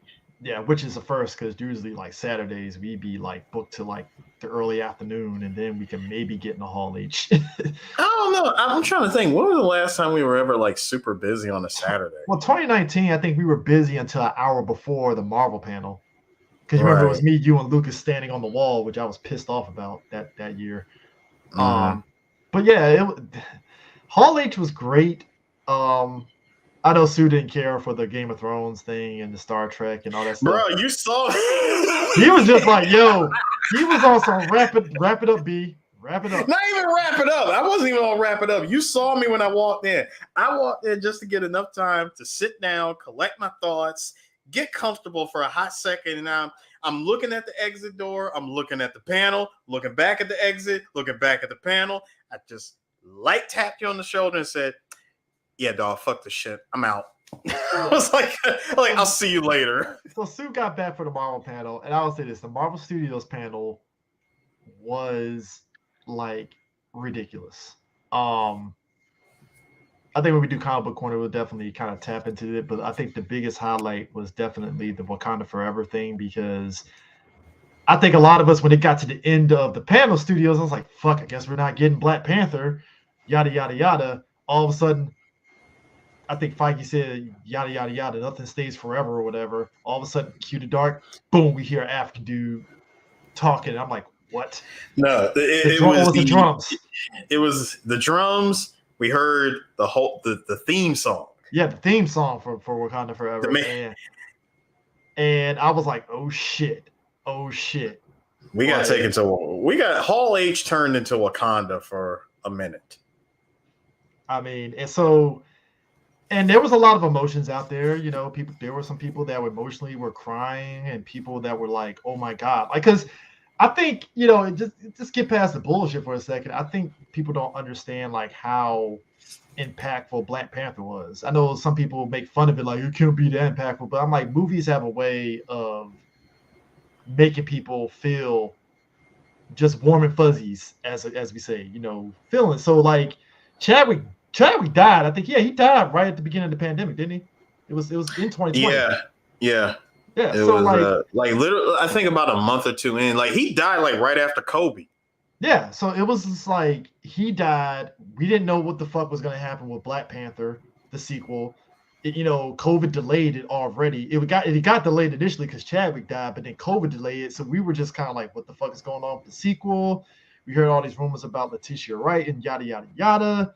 So to see that trailer and see the cast come out and everybody like, yo, we're doing this for Chad, and you see the trailer and just the raw emotions from folks that were like, oh my god, oh my god, oh my god, this is going to be fucking great. That was a hell of a way to end it, like easily. I mean, while that was definitely the perfect way to cap, like to, you know, put a bow on the Hall H Marvel panel. To me, if it wasn't for the Wakanda thing, this was definitely the highlight for me when they announced Phase 4, Phase 5, and Phase 6. And at the very end of Phase 6, we got 2 Avengers movies dropped right there. Secret Invasion and the one that I've been asking for several months, Secret Wars. No, it was the Kang Dynasty and then Secret Wars. I thought it was No, it's Avengers Kang Dynasty and then Avengers Kang Dynasty, then Secret Wars. Sorry about that. Yeah. But the fact that Phase 6 starts off with Fantastic Four, like just yes, we get Fantastic Four at the beginning of Phase and people were losing their fucking minds because it's like they were showing us stuff that we already know going into it, like because like I said, Wakanda Forever bookends Phase 4. We're getting like that, and we're getting I thought Guardians 3 was ending Phase 4. No, what happened? So it's She-Hulk and then Wakanda Forever ending Phase 4, which kicks off Phase 5 is Ant-Man, the Wasp, Quantumania, and then Guardians 3. Right. Okay. So it's they did so many announcements. It was fucking in goddamn insane. Like, bro, we're getting 18 episodes of Daredevil. We getting 18 episodes of Daredevil. We getting God, what's the other show? There was Blade comes out this year. No, next year. Oh, it's next year. Yeah, next year. Dude, they announced so many damn movies and TV shows that it's literally all running together. But like Black Panther's what comes out what was it, November? Yeah. And I mean, look, they gave us these sweet ass the multiverse saga hats. Yes. I got mine. I can literally just put mine away. Yeah, I mean, they gave us these hats. It was dope. But I think earlier that day they had the Black Adam and Shazam trailers, which was great. You know, The Rock came there. Keanu lost in the whole thing with San Diego Comic-Con though. They dropped the trailer for John Wick 4, and I was like, "Dope, why is nobody talking about this? Donnie Yen versus Keanu and them shooting at each other and dodging that shit with swords." I was like, "Bruh, nobody's talking about this." Well, you know what was interesting when I ran in to get like when I ran into I forgot which room it was, but I ran into one of the rooms at the Hilton Bayfront. Mm-hmm. That, like, you know, when you go through that back hall, like in between the ballrooms, when you go through that hallway. I'm going through the hallway and I see John Sipper Jr. coming out of the Green Lantern, and then that was from the left side. Coming from the right side, I see 2 security guards, 2 security guards behind him. It was Keanu. Yeah, Keanu made a surprise appearance promoting that, and also Berserker. John Semper was promoting Green Lantern. Beware my light, which is Beware my power. Beware my power. Shout out to Aldous Hodge. We actually met Aldous Hodge coming out of the Paramount party. Cool guy. We got pictures with him. It was dope as shit. I was laughing a little bit because Sue looked over me. He was like, "Who is he?" And I was like, "It's Aldous Hodge." Oh shit. No, because I was messed up because I had seen so many people, and I was trying to like put a movie or a TV show to whoever it is that everybody was talking to, and I'm like, who is he again? And then as soon as he told me that was Aldous Hodge, I was like, oh shit, Invisible Man. I was like, Invisible Man. Black man who was clearly the audience of that movie. Aldous was cool as hell. It was funny because I later on I had watched the Green Lantern thing. He's like, how'd you watch it that early? I was like, we're pressed. They gave us a screen. He's like, oh, exactly. Man. You know, and I told him, I was like, no, you did a really good job as fucking Jon Stewart. He's like, oh, thanks, man. I didn't know how to really take that. I was like, nah, trust me. Like, we know that's your voice. We watch so much cartoons. It's like you just. Yep. It's like we hear it. We hear it. It's like it's outage. Cool, But yeah, that was great. Sunday, I would say I loved Sunday because Sunday was so chill. We got pictures, we got the last bit of our shopping done, and it was cool as hell. We were able to ship off all our shit because if you go to San Diego, bear in mind if you go there and you get a lot of stuff, you might want to ship your shit in a box that Sunday because you do not want to be packing that. And the shipping was actually pretty decent. Especially if you bring in especially if you're trying to like ship home like a bunch of Funko Pops. Yeah. Shout out to Funko. That cardboard and flimsy ass plastic that is in, that shit is gonna get crushed. Yeah, shout out to Funko. We did an interview with them, which Sue is editing the video as we speak. Yep. We interviewed a lot of companies there, and they put in a lot of good work. And like I said, it's just the overall vibe minus the cosplay was great. I mean, even Bandai showed out with the new DBZ movie, which we'll see how that fares here in America. But like I said, they did their job. But the energy there, like I said, I enjoyed it overall. I think being there as press and us knowing the ins and outs of how to maneuver through the convention made it easy for us to where we're fine. We didn't really feel stressed out. I think the only thing, there were some stressful moments, but it was more so from just from production side of things. But I will say the whole vibe of San Diego was just networking. That was the energy that we had the whole time we were there. Yeah. We were just there to meet people and see but we were still having fun while meeting people. Yeah, we were having fun, but at the same time, we were trying to see where we can take the brand. Talking to the right people. Yeah, which there's some positive moments that came out of it, definitely. But I will say is I had a scare on the flight back because so Dimitri Hellspawn he left Sunday morning. He left Sunday morning. He left Sunday. He left Sunday morning. Sue left Monday morning before I did. Super early Monday. You left at 8 a.m. So you left out the hotel like close to 5:45. I remember. And I had a flight at noon. So I had a layover in Houston on the way back, which I didn't mind. But by the time I landed at Dulles, it was going to be like 11, which I was fine with.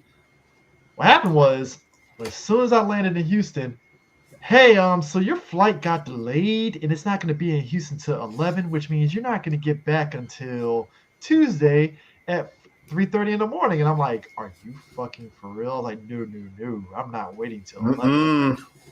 Called up United, told them the situation. These guys managed to get me the last seat on a flight that was leaving in 10 minutes.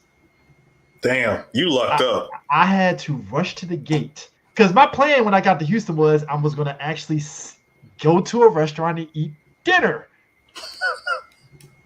Since it was a 2-hour layover, that would have been enough time for me to sit down, eat a little bit, and then go to my gate, right? As soon as that happened, and they said your flight's they're boarding in like 5 minutes. I'm like, oh shit. So I had to book it to the gate, got there, checked in, they got me my ticket. I had to rush to the fucking snack thing to get a couple of snacks on the flight back. And I got on the plane, I snacked on the food. By the time I landed, it was like 10:20. I landed at Dulles. By the time I got to Sue, it was like 11. Gave him his poster, and I got home, it was like midnight. And I stopped by Wawa, I got a sandwich and shit. I was like, man. Let me tell you something, Chris, and you got to give me my flowers for this one. Be glad that I pushed Oh god, that pushed TSA pre-check on all. Yeah, that got me through that line like that. Because when I arrived at San Diego Airport that Monday morning, I saw the line. Dog, it looked like the Hall H line for security. It was so packed, so backed up. You know, if you even thought of trying to go from one, go like on the other side of the line to try to like, circumvent like the super long line, you try to, because it's like two ways of coming in, right? If you try to go around that other way, motherfucker's going to give you the hard stink eye real quick. And what was so funny was when I was getting to I get to the entrance and there was this one white woman, she tried to be smart and shit. And she was like, yeah, the line's back there. I'm looking at her like, bitch, I got TSA pre-check. The fuck do you got? Like, I'm looking for the Clear app. I was just looking for the kiosk for the Clear, for the Clear app. So I was like, yeah. So I passed by. I ran over to one of the guys that was running security. I showed him my Clear app, and they were like, "Oh yeah, go right ahead. Just go through here. Like, just skip the line, go through here." And I was like, "Yep." Wash my hands. I'm like, I'm good. I just threw my bag on the thing, let it go through X-ray, picked it up, and I was gone. Let me tell you something. Did that shit in less than 5 minutes. Plane ticket prices is the reason why I'm not going to Power MorphiCon this year. Oh, plane tickets. I want people to understand round trip tickets to San Diego, if you did a round trip, was going upwards about $1,300-$1,400. It's ridiculous. I spent that much on a hotel. Granted, it was split in half because part of it was deposit, which I paid off anyways. So technically, but either which way, the price of a fucking hotel in San Diego just for it was ridiculous. It was ridiculous. Just so it was unfortunate, but like I said, overall it was great. But it was kind of crazy too because we're coming around and then boom, Otacon happened this weekend. And well, wait, before we get to Otacon, I also want to mention to Leanne, if you're still in here, you want to know about something about going to San Diego from the East Coast. For the love of God, stock up on food. Yeah, like stock up on food because you can go to restaurants and come out with hefty ass bills. You can cut that shit in half by just going to the one grocery store that stays open 24/7 called Ralph's. Just stock up on food. Stock up on food, stock up on water, stock up on anything and everything. Trust me, you will like your body will thank you later, because wasn't it Thursday or Friday that we were trying to find food and everything was closed? Yeah. We tried to go to Ralph. I think Ralph's was the only thing that was open, but we weren't thinking about Ralph's. No, it wasn't. It wasn't even that. Ralph's was too damn far. I wasn't walking to Ralph's from our hotel room. And on top of that, we tried to hoof it to Little Italy.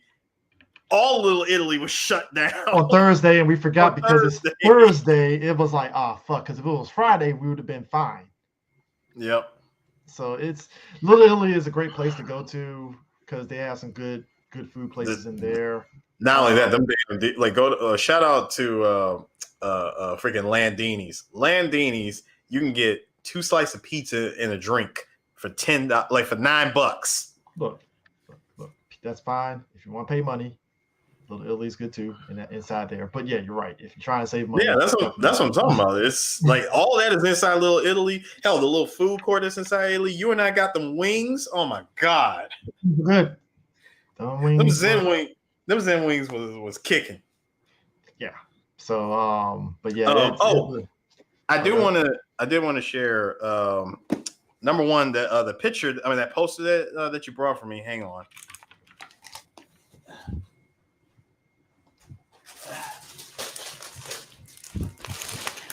So I got this poster from the Artist Alley. Shout outs to that mobile. Got that Char. I got the Char painting. Shit was lit. I had to grab the last one that was there, and I got dude's contact information because I'm definitely gonna get that tall geese from him later. Now, when we first got inside of the dealer's room on preview night. Mm-hmm. I was running. Like you saw me, I was gunning it over to Nika Toys. Yeah. Because I said, dude, I just want the thing. Like I want that. Like I want the thing figure. For preview night, they were only doing cash only, and I was so upset about that because I was not gonna run all the way outside the damn dealer's room just to get to an ATM machine. I wasn't doing that. I asked them, do they have plenty? Like, were you guys gonna have the, plenty of stock on this thing? And they're like, oh yeah, we're restocking it daily at the con. I said, okay, cool. I'll see you later then. And I went back and I picked it up. It's like peace the fuck out. It's like, dude, this thing is dope though. Mm. Like, I'm really thinking about ordering another one to keep this one in the box. I wouldn't blame you whatsoever for that.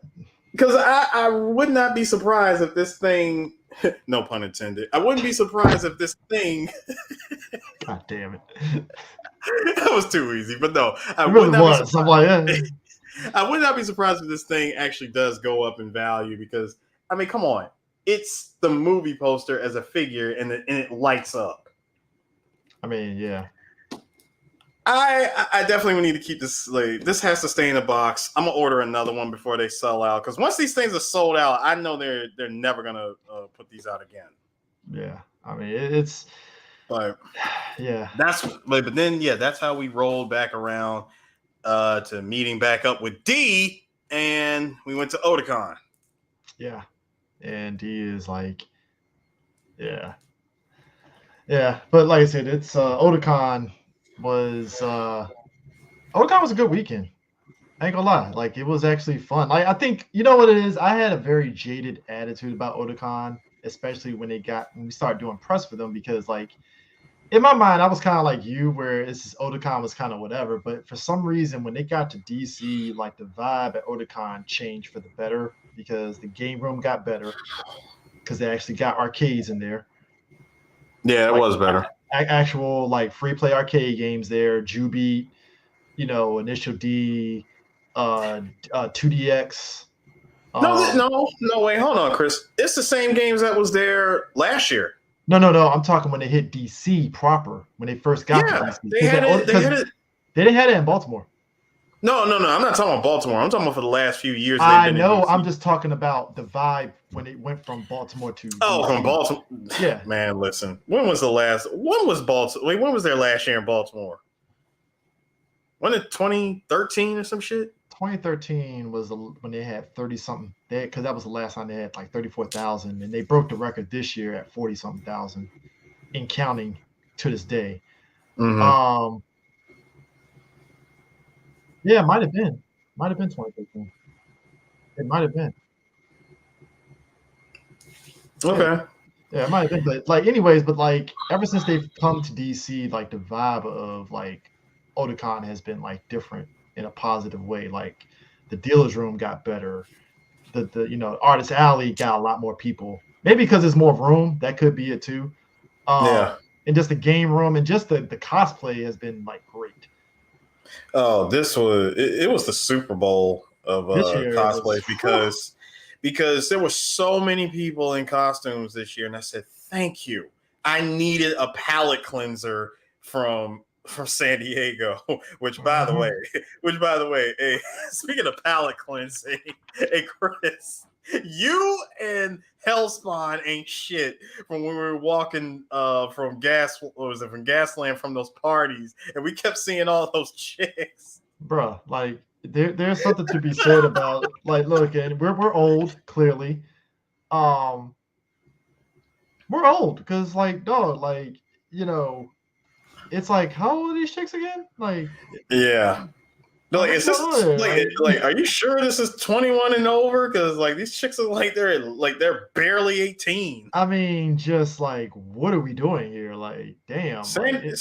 Listen, San Diego hit different. All right, San Diego different, bruh. It really is, bruh. I mean, just like it's so different. I mean, just like, okay, cool. He had us listen. He had me dying.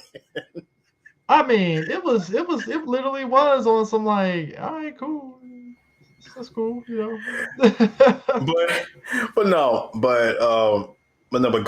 getting back to Otacon, Otakon was very different. I was glad that the cosplays were the palate cleanser that it needed to be, because holy shit, I got a lot of pictures of people in costumes, and it wasn't like in San Diego where the only time you can actually get pictures of people, you had to be in the dealer's room and everybody had to hold up, stop the flow of traffic and try to get pictures. That shit was so annoying.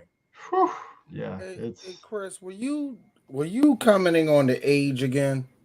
Yeah, me and Hellspawn at San Diego, we saw a bunch of chicks. The way they were dressed, D, it's not how the young kids maybe in this area dressed, to where you this was on some how old are you again? They were on some Bratz doll shit, D. Yeah, that's what it was. It was all right, dude, sure. And that's why I said, I was we're old. That's really what it is. We're old. Just is what it is. And this is coming from a guy who's been at many a nightclub in Japan. Yeah, which is weird because Otacon, it's easy to pick out who's the younger one and who's old. So, but it is what it is. When I said some shit about this, when I said some shit about that 10 years ago, why you thinking that way, D? I didn't say that. I didn't say that either. No, Chris did, but it's okay. Oh. No, you did, but not in a judgment way, though. Chris. I know your heart, okay? So it's fine. No, it's fine. It's fine. It's perfectly fine. It's just that I find it fucking funny as a man here who naturally goes to any girl that look a little bit too good. Hey, you 14, ain't you? I'm 16. Fucking knew it. Bye. So I'm fine with that. But here's the thing. I don't believe you. Here's the thing. Number one, I don't see girls that way anyway. So I really don't, because a lot of guys do that because this is real talk. We are fucking you. So eventually, yes, that comes up, and that morality comes up. It's just funny it's just funny to me because I have never heard Chris be this concerned ever in his life. So it's you finally hit the age, did you? That's how it was. That's all. But hold on, DC. You say that we're I fucking you. If you were there with the three of us, you'd have to second guess the I fucking. Yeah, I bet. I totally do. It's because all y'all past 35, and he's hey, wait. Because I know how y'all little hoes dress now. Wait. So, yeah, I know. TikTok has ruined everything. I know. At that point, D, that's when I pull the Rocco. Hey, it's a Shrek. Harris, I'm just being honest with you. You see the calm on D, right? It's like this. Oh, yes. I knew the world became shit a long time ago. But anyway, go ahead. I don't want to talk y'all. But you're part of this now. We're at the Otakon story. Yeah, we're at Otakon now. It's always funny when y'all go across the country, how y'all forget about D. No, this is not a complaint. No, actually, it's not. No, this is actually not a complaint. Good God. I don't have to talk to these niggas for a whole week. About goddamn time. Nigga, I was on my mission. I was all business. Wait, matter of fact, hold on, Chris. You and Hellspawn saw me. I'm backpack. I am I got on I'm carrying 2 bags and I am hauling ass to the convention on some Expendables 2 shit. Where if you had looked at me, if you had watched me run long enough, you'd have given me the Dolph Lundgren. Impressive. I mean, yeah. Had a full sprint. So this year at Otacon, apparently everybody got the memo, or everybody had a coupon or some shit, because everybody showed the fuck up. A Groupon, D. Groupon, thank you. A Groupon. Let's go with that. Yeah. Everybody had a Coca-Cola can. Yeah, bring this to Otakon and save $20. Hey, you know what's funny? Shout outs to Wild Bill. Do you know what's funny? I don't think people were using that at fucking AwesomeCon this year. What? Using what? them fucking Groupons, because there's always Groupons on AwesomeCon. I was like, Oh yeah, nah, nobody was using it. Yeah, they weren't using it like that. Because let me tell you something. This year, as I said earlier, Otacon, they hit 40,000, and they're still 40K. counting. As of right now, they're still counting. This is the highest they've been since 2013 when it was at 34. I am gonna say it. I'm gonna call the number. It's 50. You think it's 50? I believe it's 50. I think it's 43,000. I think it's going to be at 46,000.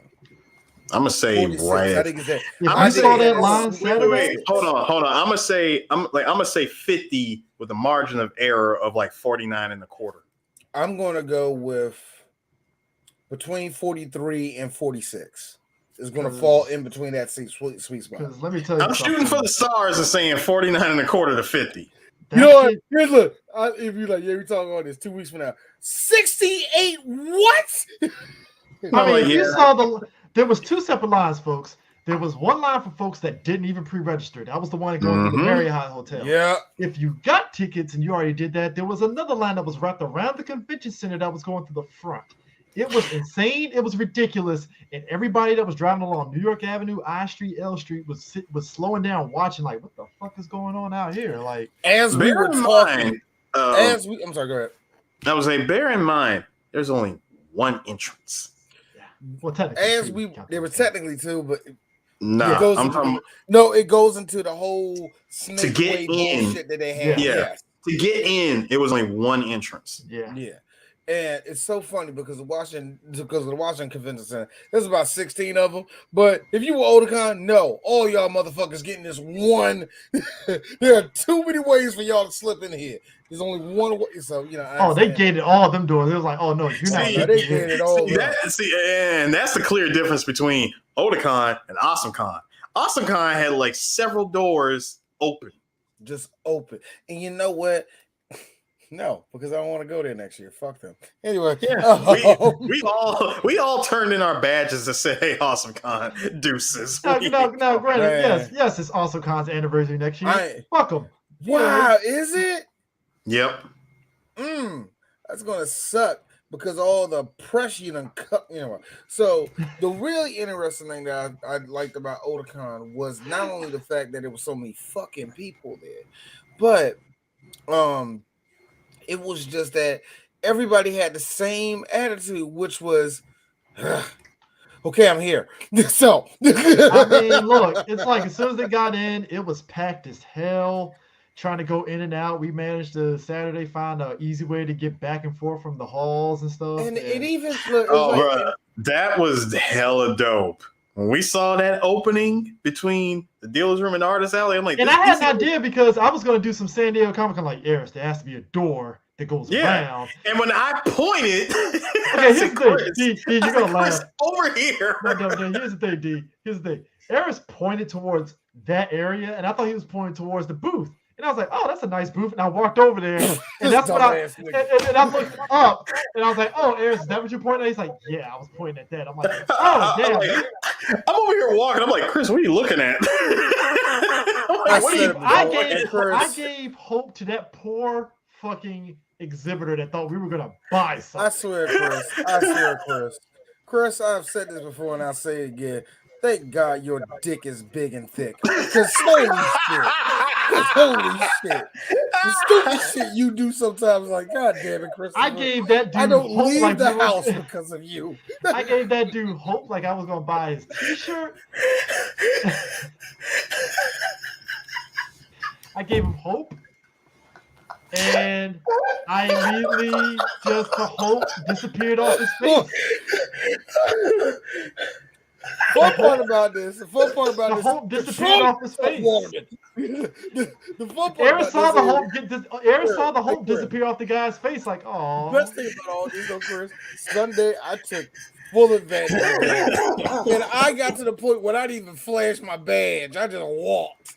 Like I belong there. Like, nobody's gonna question the black guy that clearly has a chip on his shoulder. Nobody's gonna fucking care. Like, that was the coolest thing that I love about being a press pass holder. See, I thought you were about to say that's the cool thing about being black, guys. Cool thing about being black. No. That's the cool thing about being black and press. The one thing I would look, but that's Nigga, hold up. It's the December Black Powers come to life. What's really, I think, also one of the amazing things where I knew shit was going down is right in the middle of our interview with Bo Billingsley. I glanced out the window, and I was like, Cole. So it's going all the way down the block. Yeah, There ain't gonna be that many people here. Look, Nope. we come down at the upstairs Wrong. area. Here's the thing: the upstairs area where we went in for the press interviews. Previous year, it was never anybody up there. It'd be like one or two people and the janitor, right? Yeah. This year, everybody was chilling up there, and I'm The only like, time, the only time you would ever see that many people up there, it would be for if there's a concert. well, yeah, that too, but still, like the fact that there was that Like many last people year, there was nobody there though. On that side, there was nobody there. well, one That whole security time- guy, but one then security again, guy there that was was chilling. But then again, just real quick, it was right after COVID, so. But this You year, know. man, it was like, because if you saw the pictures from Anime Expo earlier this year, they were tight like sardines. Actually, this picture from behind is from Anime Expo. It was ridiculous at Anime Expo. Like, it was fucking insane. Yeah. It was goddamn insane. Like, And everybody is so funny. Like I said, everybody had the same response. It was so frustrating to get in. It was so frustrating walking through those halls. But when I got to sit down, when I got to do this, when I got to do that, when I got to do that, oh my God, did you see that cosplayer? Did you do that? Everybody had so much fun. well, except for the party that was, yeah. I heard. Hold on. I heard, but I don't know. No, hold on. Let me get my shit off on this one. Shout outs to Awesomeness Prime. He did the damn thing. Shit was packed. He had a packed out room at as the DJ for the rave. What happened after that? Well, Bruh. What I heard was there was cornbread made and not by a fat black woman. That's what I heard. That's what the raid heard. I don't know what happened. So you're gonna have to tell me the story. I do believe somebody brought every kind of wrong potato salad. Why is this almonds in this one? No, that's a different one. Let's get that Nigga, one. There's raisins in this one. There was raisins, pecans, pineapples, celery sticks. No, hold on. Check this shit out because you know white folk. Hold on. Celery stick and cranberries. Look, because you know white people. Oh, this is potato salad with no egg. As a black man, and as a black person that does not eat potato salad, huh? Ain't that the main thing you need? Ain't that like when people are like, yeah, I got fruitless lemonade, nigga? Ain't that the whole point? Or as Sue put out the video, yeah, I make Kool-Aid by putting the powder in the water, and that's it. Have you ever met black people ever? No, the perfect answer for that. It's like That is the most whitest answer I have ever. I see somebody that made Kool-Aid the way you're supposed to with the exact measurements. If you taste that thing, so I'm just drinking water and color, am I? Like there's no. Do you know how disrespectful it is that you follow the actual instructions of? Oh, you just need a cup of sugar. Nah, nigga, you dump the sugar in that shit. I need to taste the fact that my legs are gonna get chopped off after I drink the first. Look, real talk. As a kid that has evolved, I have evolved from drinking hugs and $1 juices. Hold up, sir. We have never evolved from hugs. Every once in a while, I need a hug. I need a hug. Listen. Hold on. I've never learned that I am not a child no more, and I am an adult, and I cannot do hugs no more. No, hold on. Let me tell you something. When you're all out of like of anything else to drink, and the clutch hug comes in, oh nigga, you won't drink it. Let me tell you something. Clutch hugs have like a 10% increase on tastiness. Let me tell you something. This actually happened today. I don't know how it happened when I was single, but all I had in the house was a whole 20, like a 50 pack of hugs. That's all I had to drink. I've evolved, Christopher. I cannot do that ghetto juice no more. Yeah, of I course. am, You know what it's am a called, better D? person. You know what But it's called, that D? being said, It's called Minute Maid, aka nigga juice. All right. No, Minute Maid. No, Minute Maid. Look, that ain't the point. Put it this way. This is all I gotta say is that I've evolved. But if that Kool-Aid don't, and I swear to God, don't make me go. Ah! I don't want it. I want no parts of it. I want to feel the sugar hit my fucking blood system. I want my teeth to sit there and hit in pain because of the cavities that's eroding from. I want a headache. I want a diabetic headache. I want a diabetic headache. It's like this, shit, the Kool-Aid good though, right? Basically, you want to wake up the next morning not feeling your legs. Sure, I hate to tell you this, but do you know that your family predisposed to diabetes? I know. Now put some more of that. It's a pineapple one. It's really good. My son made this shit. Basically, when you listen, when you make tequila, Kool-Aid, nigga. Listen, when you make Kool-Aid and you get the Country Time lemonade container, fill it up with sugar and drop that in the lemonade. That's how you make it. Hey, Eris, I got to be real with you. Let's just be very real. We all touch a 40. I want to taste a melted Jolly Rancher. Hey, Eris, let's just be real. Let's be real. We all touch a 40. We can all be honest with you. There's at least 10% of our friends that are not walking this earth no more because of that attitude. And you know what? God damn it, that's how Kool-Aid is supposed to taste. The point is, though, I do need to stick around at Otacon. The key is moderation. Moderation. The point is, 1 year at Otakon, I will stick around to actually go to said rave just to see what changed since many years ago in Baltimore. I was gonna say, I'll be honest, I haven't been to a rave since 2010. Yeah, that was the one. That was the one where somebody. Fun fact: somebody stole Justin and Eris's wallet. Just took the cash, didn't take the cards. I was like, huh. Bro, well, no, that was 08. Oh, that was 08? Hey, okay, that was 08. Hey, as a nigga that has done that several times in my life, I ain't take the card. My thing is this: what had me roll? But D, this is the shit that had me. You're like I hurt you. I just want look. That was only $25. What are you gonna do? This is the shit that had me rolling. I walked back to him. Eris and Justin is looking to discuss like, where the fuck is our wallets? Right? We're going around looking. We get back to where they had the stuff at. The walls are sitting there. I'm like, these niggas stole the money. Stole the money and put it back. No. Hold on. You got that wrong, Chris. It was actually sent to the Lost and Found because I got my shit at Lost and Found. Let me tell you something. My wallet, everything was in it. The only cash I had was like $6. Yeah, barely even that. I think Justin had more money than you. Yeah, he had more cash in there, but I was smart. He was blown. I was smart because I said, you know what? I'm gonna take this much cash out. Like all these 20s, yeah, I'm gonna put that in the pocket. You know, I left like a 5 and an extra 1 or whatever. And I had all my cards because I was mostly using cards. Yeah. All my cards intact, cash gone, whatever, $6. I don't give a shit. But what got me, and you were there, Chris, we had camera equipment, DJ equipment. Didn't take it. They didn't take none of that shit. They went for the cash because they thought, hey, yeah, the con, they're gonna walk around with cash. No, the fuck I don't. I mean that cash was literally cash back in change that I got. The amount of money they got from you and Justin was probably enough to maybe get some shit in the dealer's room, and that's about it. Maybe. Barely that. Think, more like a Sunday deal.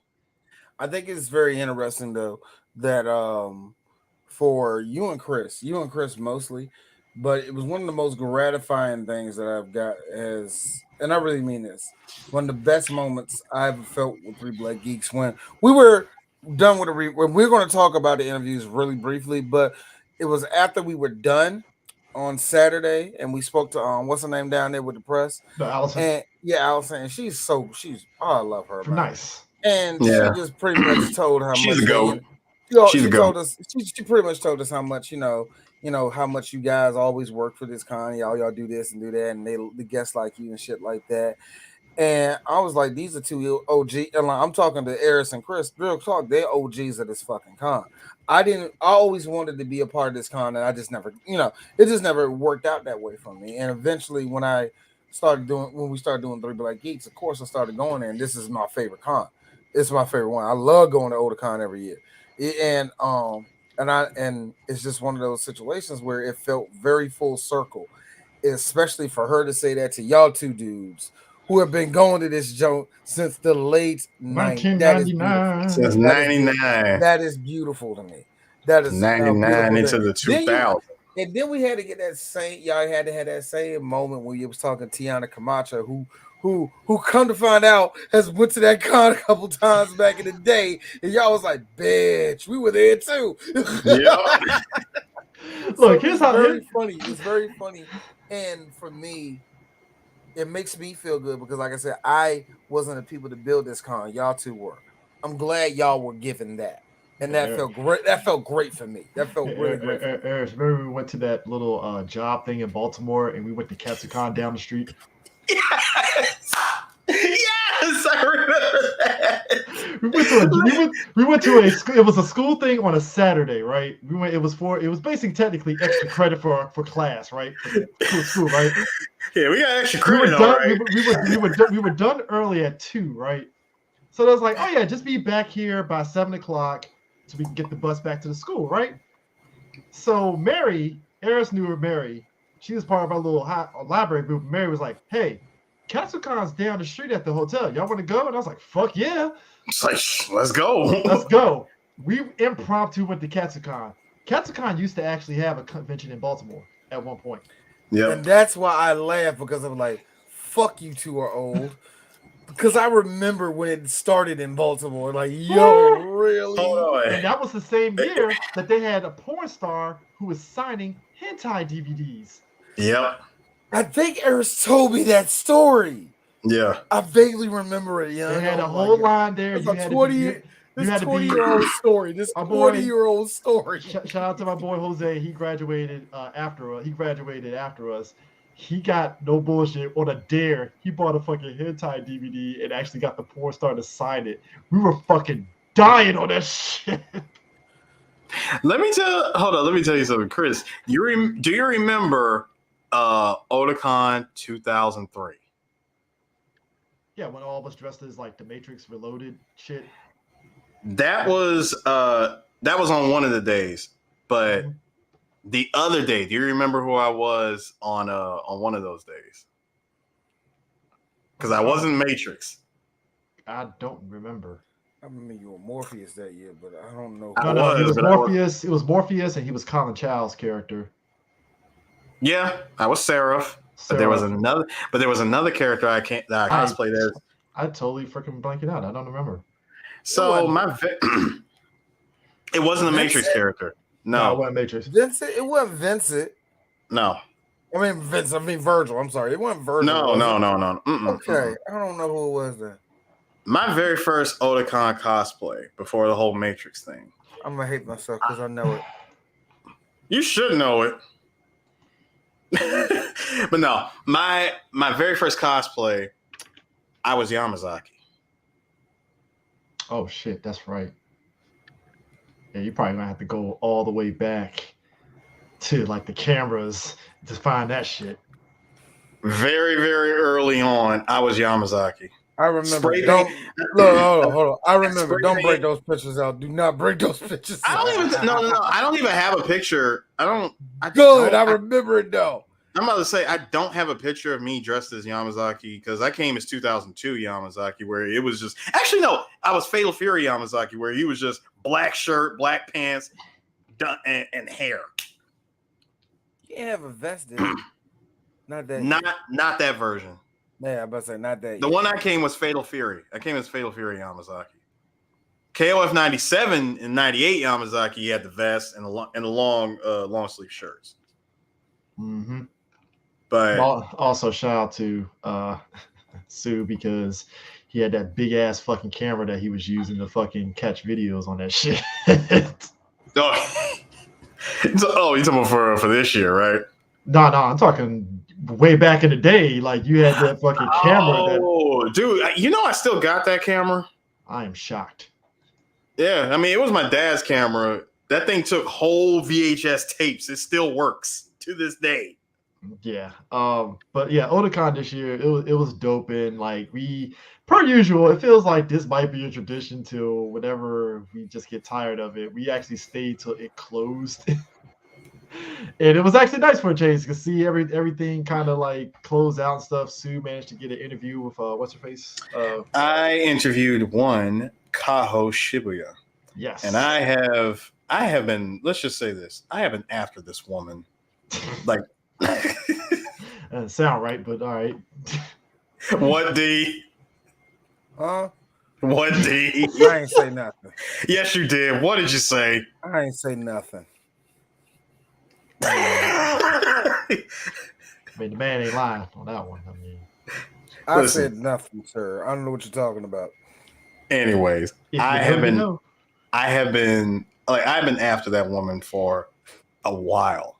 You know, ever since I had heard about her and seen her from her previous works, because I was in Japan when she was in the industry, and she did make appearances at I think she was at Comic-Con one time. But the line to get to her was so ridiculous, and your boy didn't have press credentials in Japan. That shit was kind of hard to get. So I said, "Fuck it. If I see her, I see her. If not, whatever." You know, I didn't think I would ever see her until we were at Otakon, and there she was. And Oh, Eris, you are a part of 3-Pack Geeks. You can talk to some of these people, some, not all. yeah, some, not all, but we're restricted. hold on. See, because that shit doesn't necessarily fly all the time. Let me bring you guys back real quick. Y'all remember AwesomeCon? We tried to talk to Mike Coulter. Fucking shut that shit down immediately. We're standing right in front of the man. He wanted to talk to us. He heard our name and said, "Oh shit, 3 Black Geeks. Yo, I would love to talk to y'all. I love y'all name." Nope. Best we one get ever. people- Best one ever was Michael Dorn. I don't think Mr. Dorn has the time. Michael Dorn, I'm not doing nothing. Yeah, exactly. It's like, Morph isn't doing anything. What are we doing here? I'm not doing anything. But I am bored. But no, I legit had a Xbox achievement PlayStation Gold trophy or whatever just bling, just pop up because I got to talk to Miss Kaho. And I got it. It's actually a bronze trophy, and it says voyeur. That's a good one. Well, can somebody please wish me back? I'm phasing into another dimension. I'm phasing. D, I am phasing into another dimension. Please wish me back. Now, I will say this. Otacon was definitely a way to kind of like book in the summer of conventions. You know, we started off shaky with AwesomeCon and you end with Otacon, and now we're in the fall territory where we got things like Dragon Con coming up, which that's a next year thing. Definitely, I want to go. Yeah, no. I'm trying to spin down there. I definitely want to go to DreamCon just to check it out one time to see the vibe. Obviously, that's also a spin goal for me too. Almost any and every con right now is a spin goal for me. If I can DJ at any of these cons, I'm gonna do it. But I will say we're definitely gonna try to go to RetroCon next month. That's in September. Because RetroCon is a good one-day convention to go to because they, just like D said, like they have a theme and they stick with it.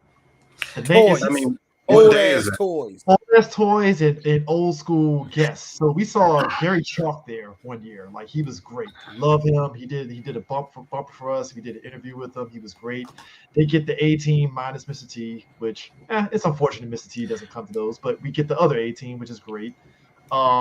They get a lot of retro stars. So if you like that, it's good. But it's good for one day because, like he said, you get a lot of retro toys. If you're looking for retro toys for your collection. And it's like it's not again. What day? What day is it? Friday, Saturday, Sunday. No. September What day is 20. September? September. Kick his ass. No, kick Chris's ass for Let that. it- Kick Chris's ass for that. Is this- Because he did that on is- purpose. Is this the there's a riverside and then there's this side? Yes, that you legit did that, Chris. Like there's a roadside, there's a riverside. He said you got a parking lot, you got a river. What difference does it make? I swear, I legit had the same reaction, D. I swear. asked you. That is not the question I asked you. September 24th to the 26th. I fucking hate it here. But if we go, I definitely go. I usually go on a Sunday because that's like it's a great time to go there, and the vibe is great because it's just everybody's chill as hell, talking about folks. Can we get press for RetroCon? You don't need it. You can just go there and ask. That thing's like $10, nigga. No. Yeah, they'll let you go. Dude, the guests are chill as hell. They let you talk to them. They don't give a fuck. Listen. I was across the pond when you two went. I am sorry. I'm sorry. Did you see anything? Gary Chalk, literally, we got lucky with Gary Chalk, nigga. Listen. No, that's the shit I'm talking about. Here's the thing, though. We paid $10 to get a picture, and he was like, "Oh, you want to talk to me? Dope, let's go." And I was like, "All right, cool." Point is, errors. No, it ain't that type of con you just think it is. Nah, nigga. Okay, all right. You're going to be kind of mad because I know you. We went to Amish country for this, nigga. Look how beautiful the Amish country is. But what about Retropalooza? I don't know nothing about that. Though. I know nothing about that. But that's I know another con. But I will say this: RetroCon and also Anime USA, because Anime USA is going to be in Crystal City. Thank God, because they left that fucking ridiculous. They finally left the Sheridan.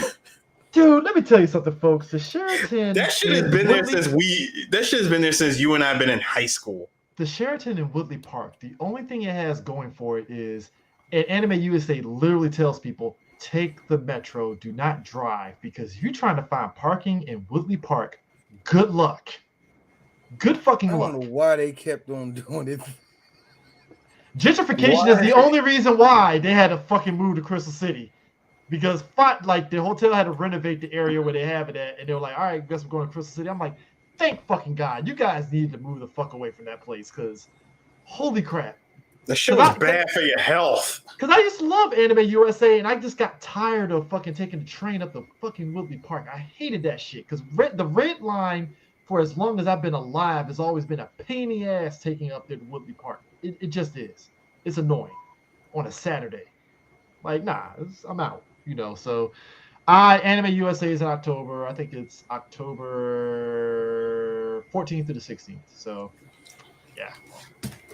So that's those are the only two that's really, we're definitely going to. And then, MagFest next year. Yay. MagFest, that's going to be interesting. How much you want to bet me and Senpai are going to get shut down at the same time in two different sides of the damn convention? Stop playing your jungle music too loud. What you need to I'm do sorry. is Excuse me. Your urban music is frightening my dogs. What you need to do, Eris, is tell them white folk to shut the fuck up and do what you want to do. I would just suck my dick from the back, lady. I keep on telling you, Eris, you in Oxon Hill. We have the numbers. You'll be fine. It's like, ma'am, my balls are made of brass. Please polish them. Madam, this is Prince George's County. This is one of the most vastly wealthy black counties in America. This is Wakanda. And you are a colonizer here. So I need you to shut all the way the fuck up. I won't say all that. I know yours. Here's what you say. Ball sweat. You can clean it. Nah.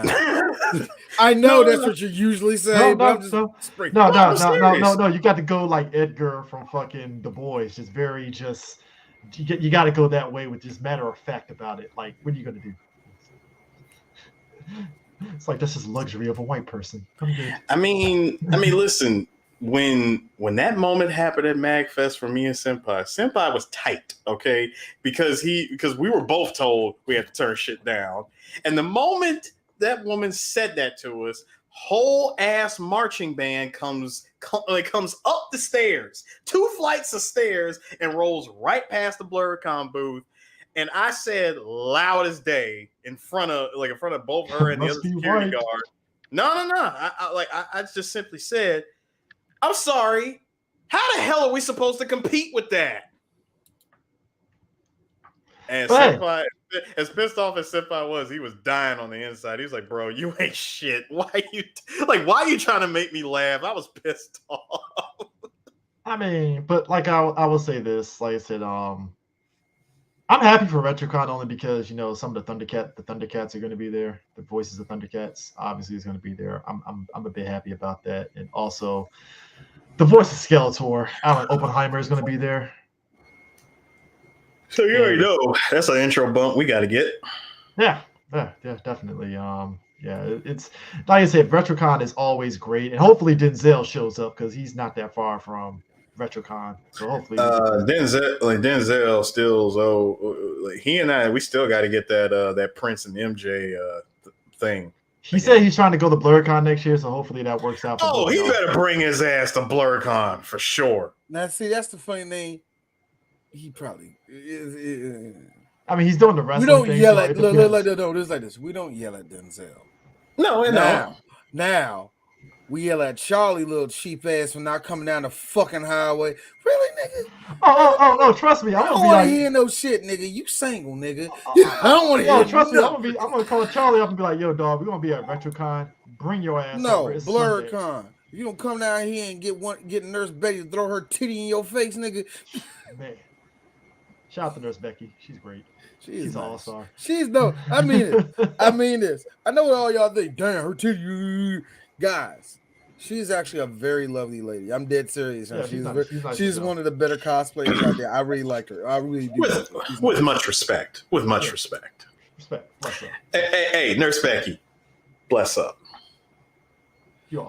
So the only thing D has to say is this. So you just don't like any type of brawl, right? Like you don't they get tired of your ass? Because I would think about it. You don't want good brawl that does support her. You gotta think, oh, this bitch. All right, here we go again. Look. I have a theory here, and y'all probably agree with me on this theory. Look, I am not for black women going up against each other, but I feel there's an eternal battle going on at BlurCon between a lot of the chicks there on who can be out whore each other with the costumes more than the other. Hey, Chris. Chris, you are referring to a whore fight club. Yes, I'm sorry. Are you both insinuating that black women often pit each other against each other over things they wear and the actions of whorish actions they do? I actually believe that black women are higher than that, and they will not succumb to those actions. I respect it. Sir. That does not happen at BlurCon. That shit happens all the time at every other con, but not ours. But it's delicious to see at. So gentlemen. So we're going to the horror off next year, right? Oh, there's going to be a horror off. There's going to be definitely horror off, and I hope Hilton's there with a fucking 10-gallon hat. I hope that happens. Oh! By the way, this is restricted to fucking women because dudes were doing that shit too. You ain't fucking slick, motherfuckers. I've seen y'all. Y'all were trying really hard. We seen it. Trying too damn hard. Too hard. Saw that shit. It's like you ain't slick, Tyrone. With the 8-pack, I seen you. Think walking around in the vest and you cute and shit. Fucking Cowboy Curtis has got the vest on, taco meat all out. I seen you, all right? You seen it. I seen it. Some of them, what the fuck it was, the Hoochie Daddy shorts. All right, guys, I get it. Hoochie Daddy season, cool. I guess. Hey, shout out to that one motherfucker who still tried to make it a thing of running around a con in a romper. Oh, I'm not bullshitting. This happened. I gotta be real. I am so glad I was not tempted to jump on that romper thing. Can we end this? Because we're talking about rompers now. Can we stop? Wait a minute. No. I just glanced up. Like, what? Can we stop now? No, I'm bringing that up. Someone did it. Yeah, someone did it. Okay. They tried to bring it back, and it was like, nah, You dude. really tried. Did you read the room here? It's Hoochie Daddy short season, sir. You can't do that. You Like, can't cross listen, streams on this. You can't cross the streams on this. Listen, with respect, the effort is appreciated, but not needed, sir. Quite unnecessary.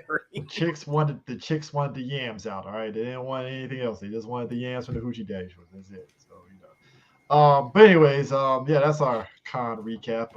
This was very fun. Here's the next year. Here's the later this year, and here's the hopefully seeing everybody that listen to this at these conventions. Because hey, Hey, shout out to a fan. An actual. Yes, we need to shout her out. I hate that word fan. I'm gonna say a supporter, a listener. Yes, someone who specifically wanted to see you and I, Chris. Well, all three of us, but D. All three of us, but she saw both you and I. Yes. And that is our girl, Authentically Rose. Yes, she was there in San Diego, and I told her, I was like, hey, she said she was out there near where the trains were, and I was like, well, we're going to be going to the Bayfront. You could probably meet us there. So I had finished up an interview. Eris had came to the Bayfront. She saw her, and they took a picture, and I was like, damn it, I hope she's there. Thanks. We definitely appreciate it. There she is. So I'm walking into the hotel, and I see her, and she's like, oh, hey. I was like, oh, shit, hey, what's up? She asked for my autograph, and I was like, yep, mine too. I'd like to apologize so much for that. Chris is the worst person to take directions from when it comes to situations in this. I'm looking at this. I'm in the middle of work on the East Coast, and I'm looking at my phone. This nigga confusing this young lady. Yeah. Look, I was in a rush in my head. I'm because looking I was at trying this to in pieces I'm looking at this in pieces on 3 different apps going, Chris is confusing the living shit. I'm glad it had a happy ending. I am D, so the glad best. it had a No, happy D, ending, y'all. this is the best part.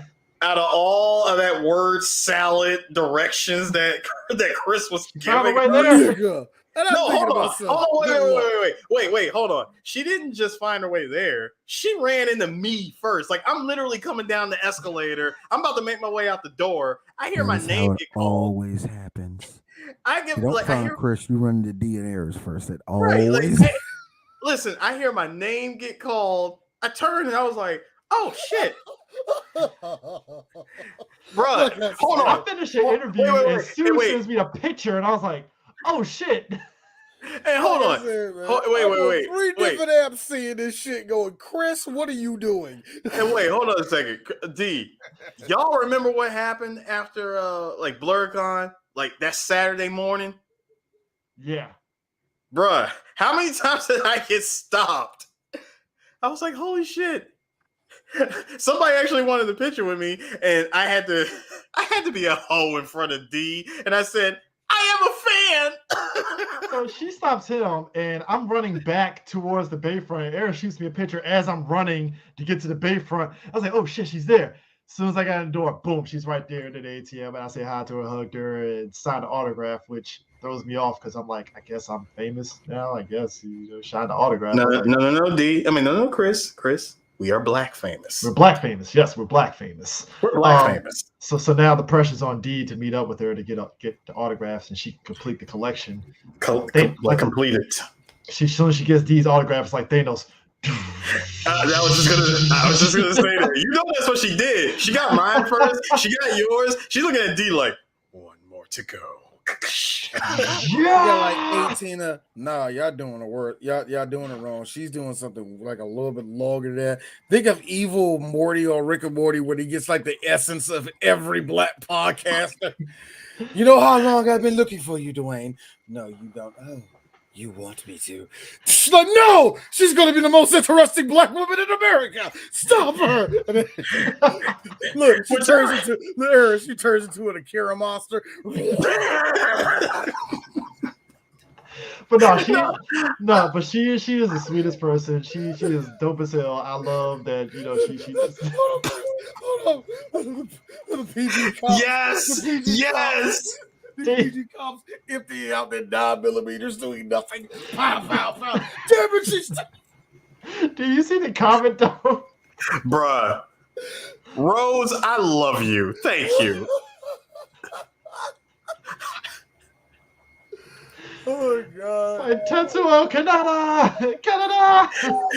D, I mean, hold on, Chris. Why am I standing here with the freaking 45 and the shitty ass high and tight, trying to take shots at her? Big mustache, unnaturally big mustache. No, D, it's an unnaturally big 1988 mustache. Here's me, Eris. I understand that you're 25-year-old. Yes, I am. Yo, I swear to God, that had to be the funniest shit ever. It's like, yo, this is the fucking old ass dude with a bunch of teenagers around him. Great. Eris, she absorbed Chris already. Yes, she did. There's only one thing to do. Hey, you! She turns around. Here's me. This is how I get Chris. I think Thor Ragnarok actually sucked. This is what I'm talking about.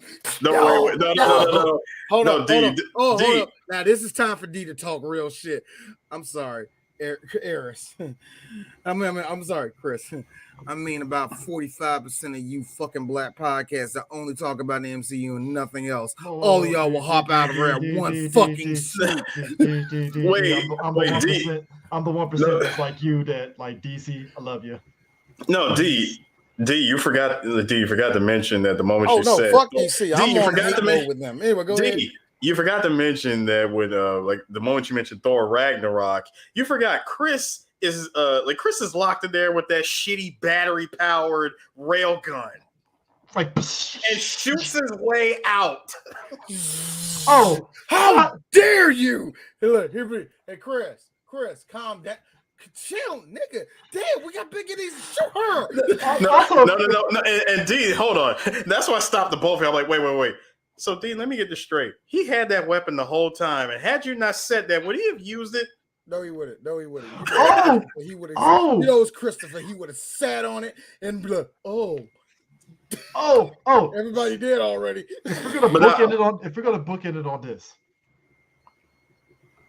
Eris, Hellspawn, and Hellspawn's boy that founded Black Label Comics. Yes. Number one, Walter Jones interview.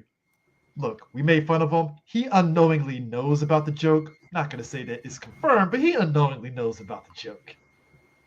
It's funny. It's great. Great guy. Started the interview.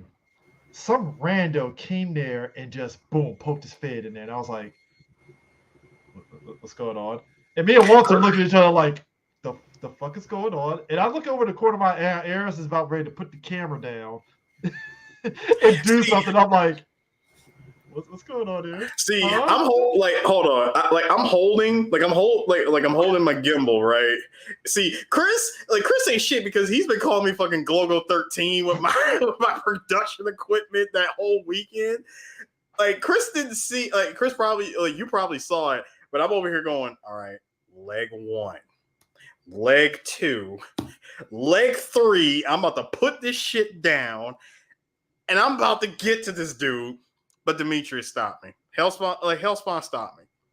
Oh, his boy called him the second time. And so like, dude, what the fuck are you doing? Get the fuck out of here! Like, because shout out to my girl, hentai gal Deanna. She was standing next to me. I'm looking like, yo, what the fuck is happening here? Are we serious right now? Like for real? We really doing this? Chris, you had the best response. You had the best response of all time. Hey man, so have you been enjoying the con so far? And here's you. I was. Yeah, Eric Cooper, shout out to him. He helped us out securing that. That was quite possibly the best shit ever. Because once that whole thing cleared out, the interview with Walter Jones was great. I love him. Great energy. Like I said, I think he unknowingly knows about the joke about his hairline. So, it is what it is.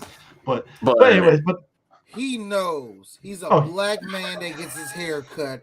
He definitely knows. Quit doing it. I think he might know. No. Well, first time somebody said, hey, man, your shape was fucked up back I know, in right? 1997, he knew.